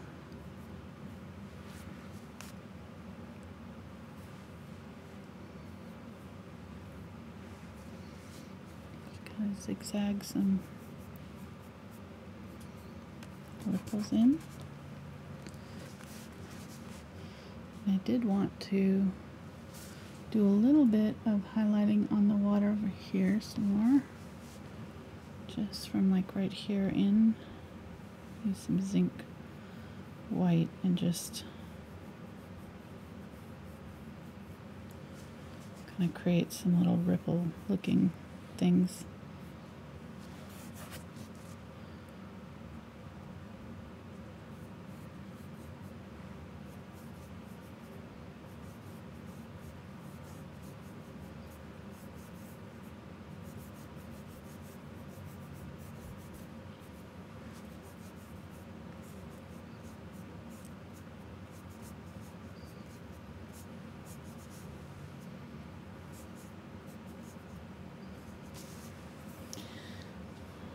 Alright, so taking that transition between this and that with that Zinc White I think helped kind of give that illusion of the rock being underwater there. Alright, I'm going to call that good. Phew, that was a long one. How long did that take? Oh, jeez. 3, almost 4 hours. Oh, my goodness. You have set a record. Wow. Okay, I'm going to sign it. What'd you say? You beat the tiger. I beat the tiger. That's awesome. All right, guys. Thanks so much. Hopefully, we still have a few people watching after 4 hours. Oh, yeah. There's people have gone, had dinner, put kids to bed, come back like, oh, my gosh, she's still on? Oh, yeah. Yeah. He took a little while, but he looks awesome. But hey, so it's for the Patreons, and we really appreciate all of their support. We do. They're amazing.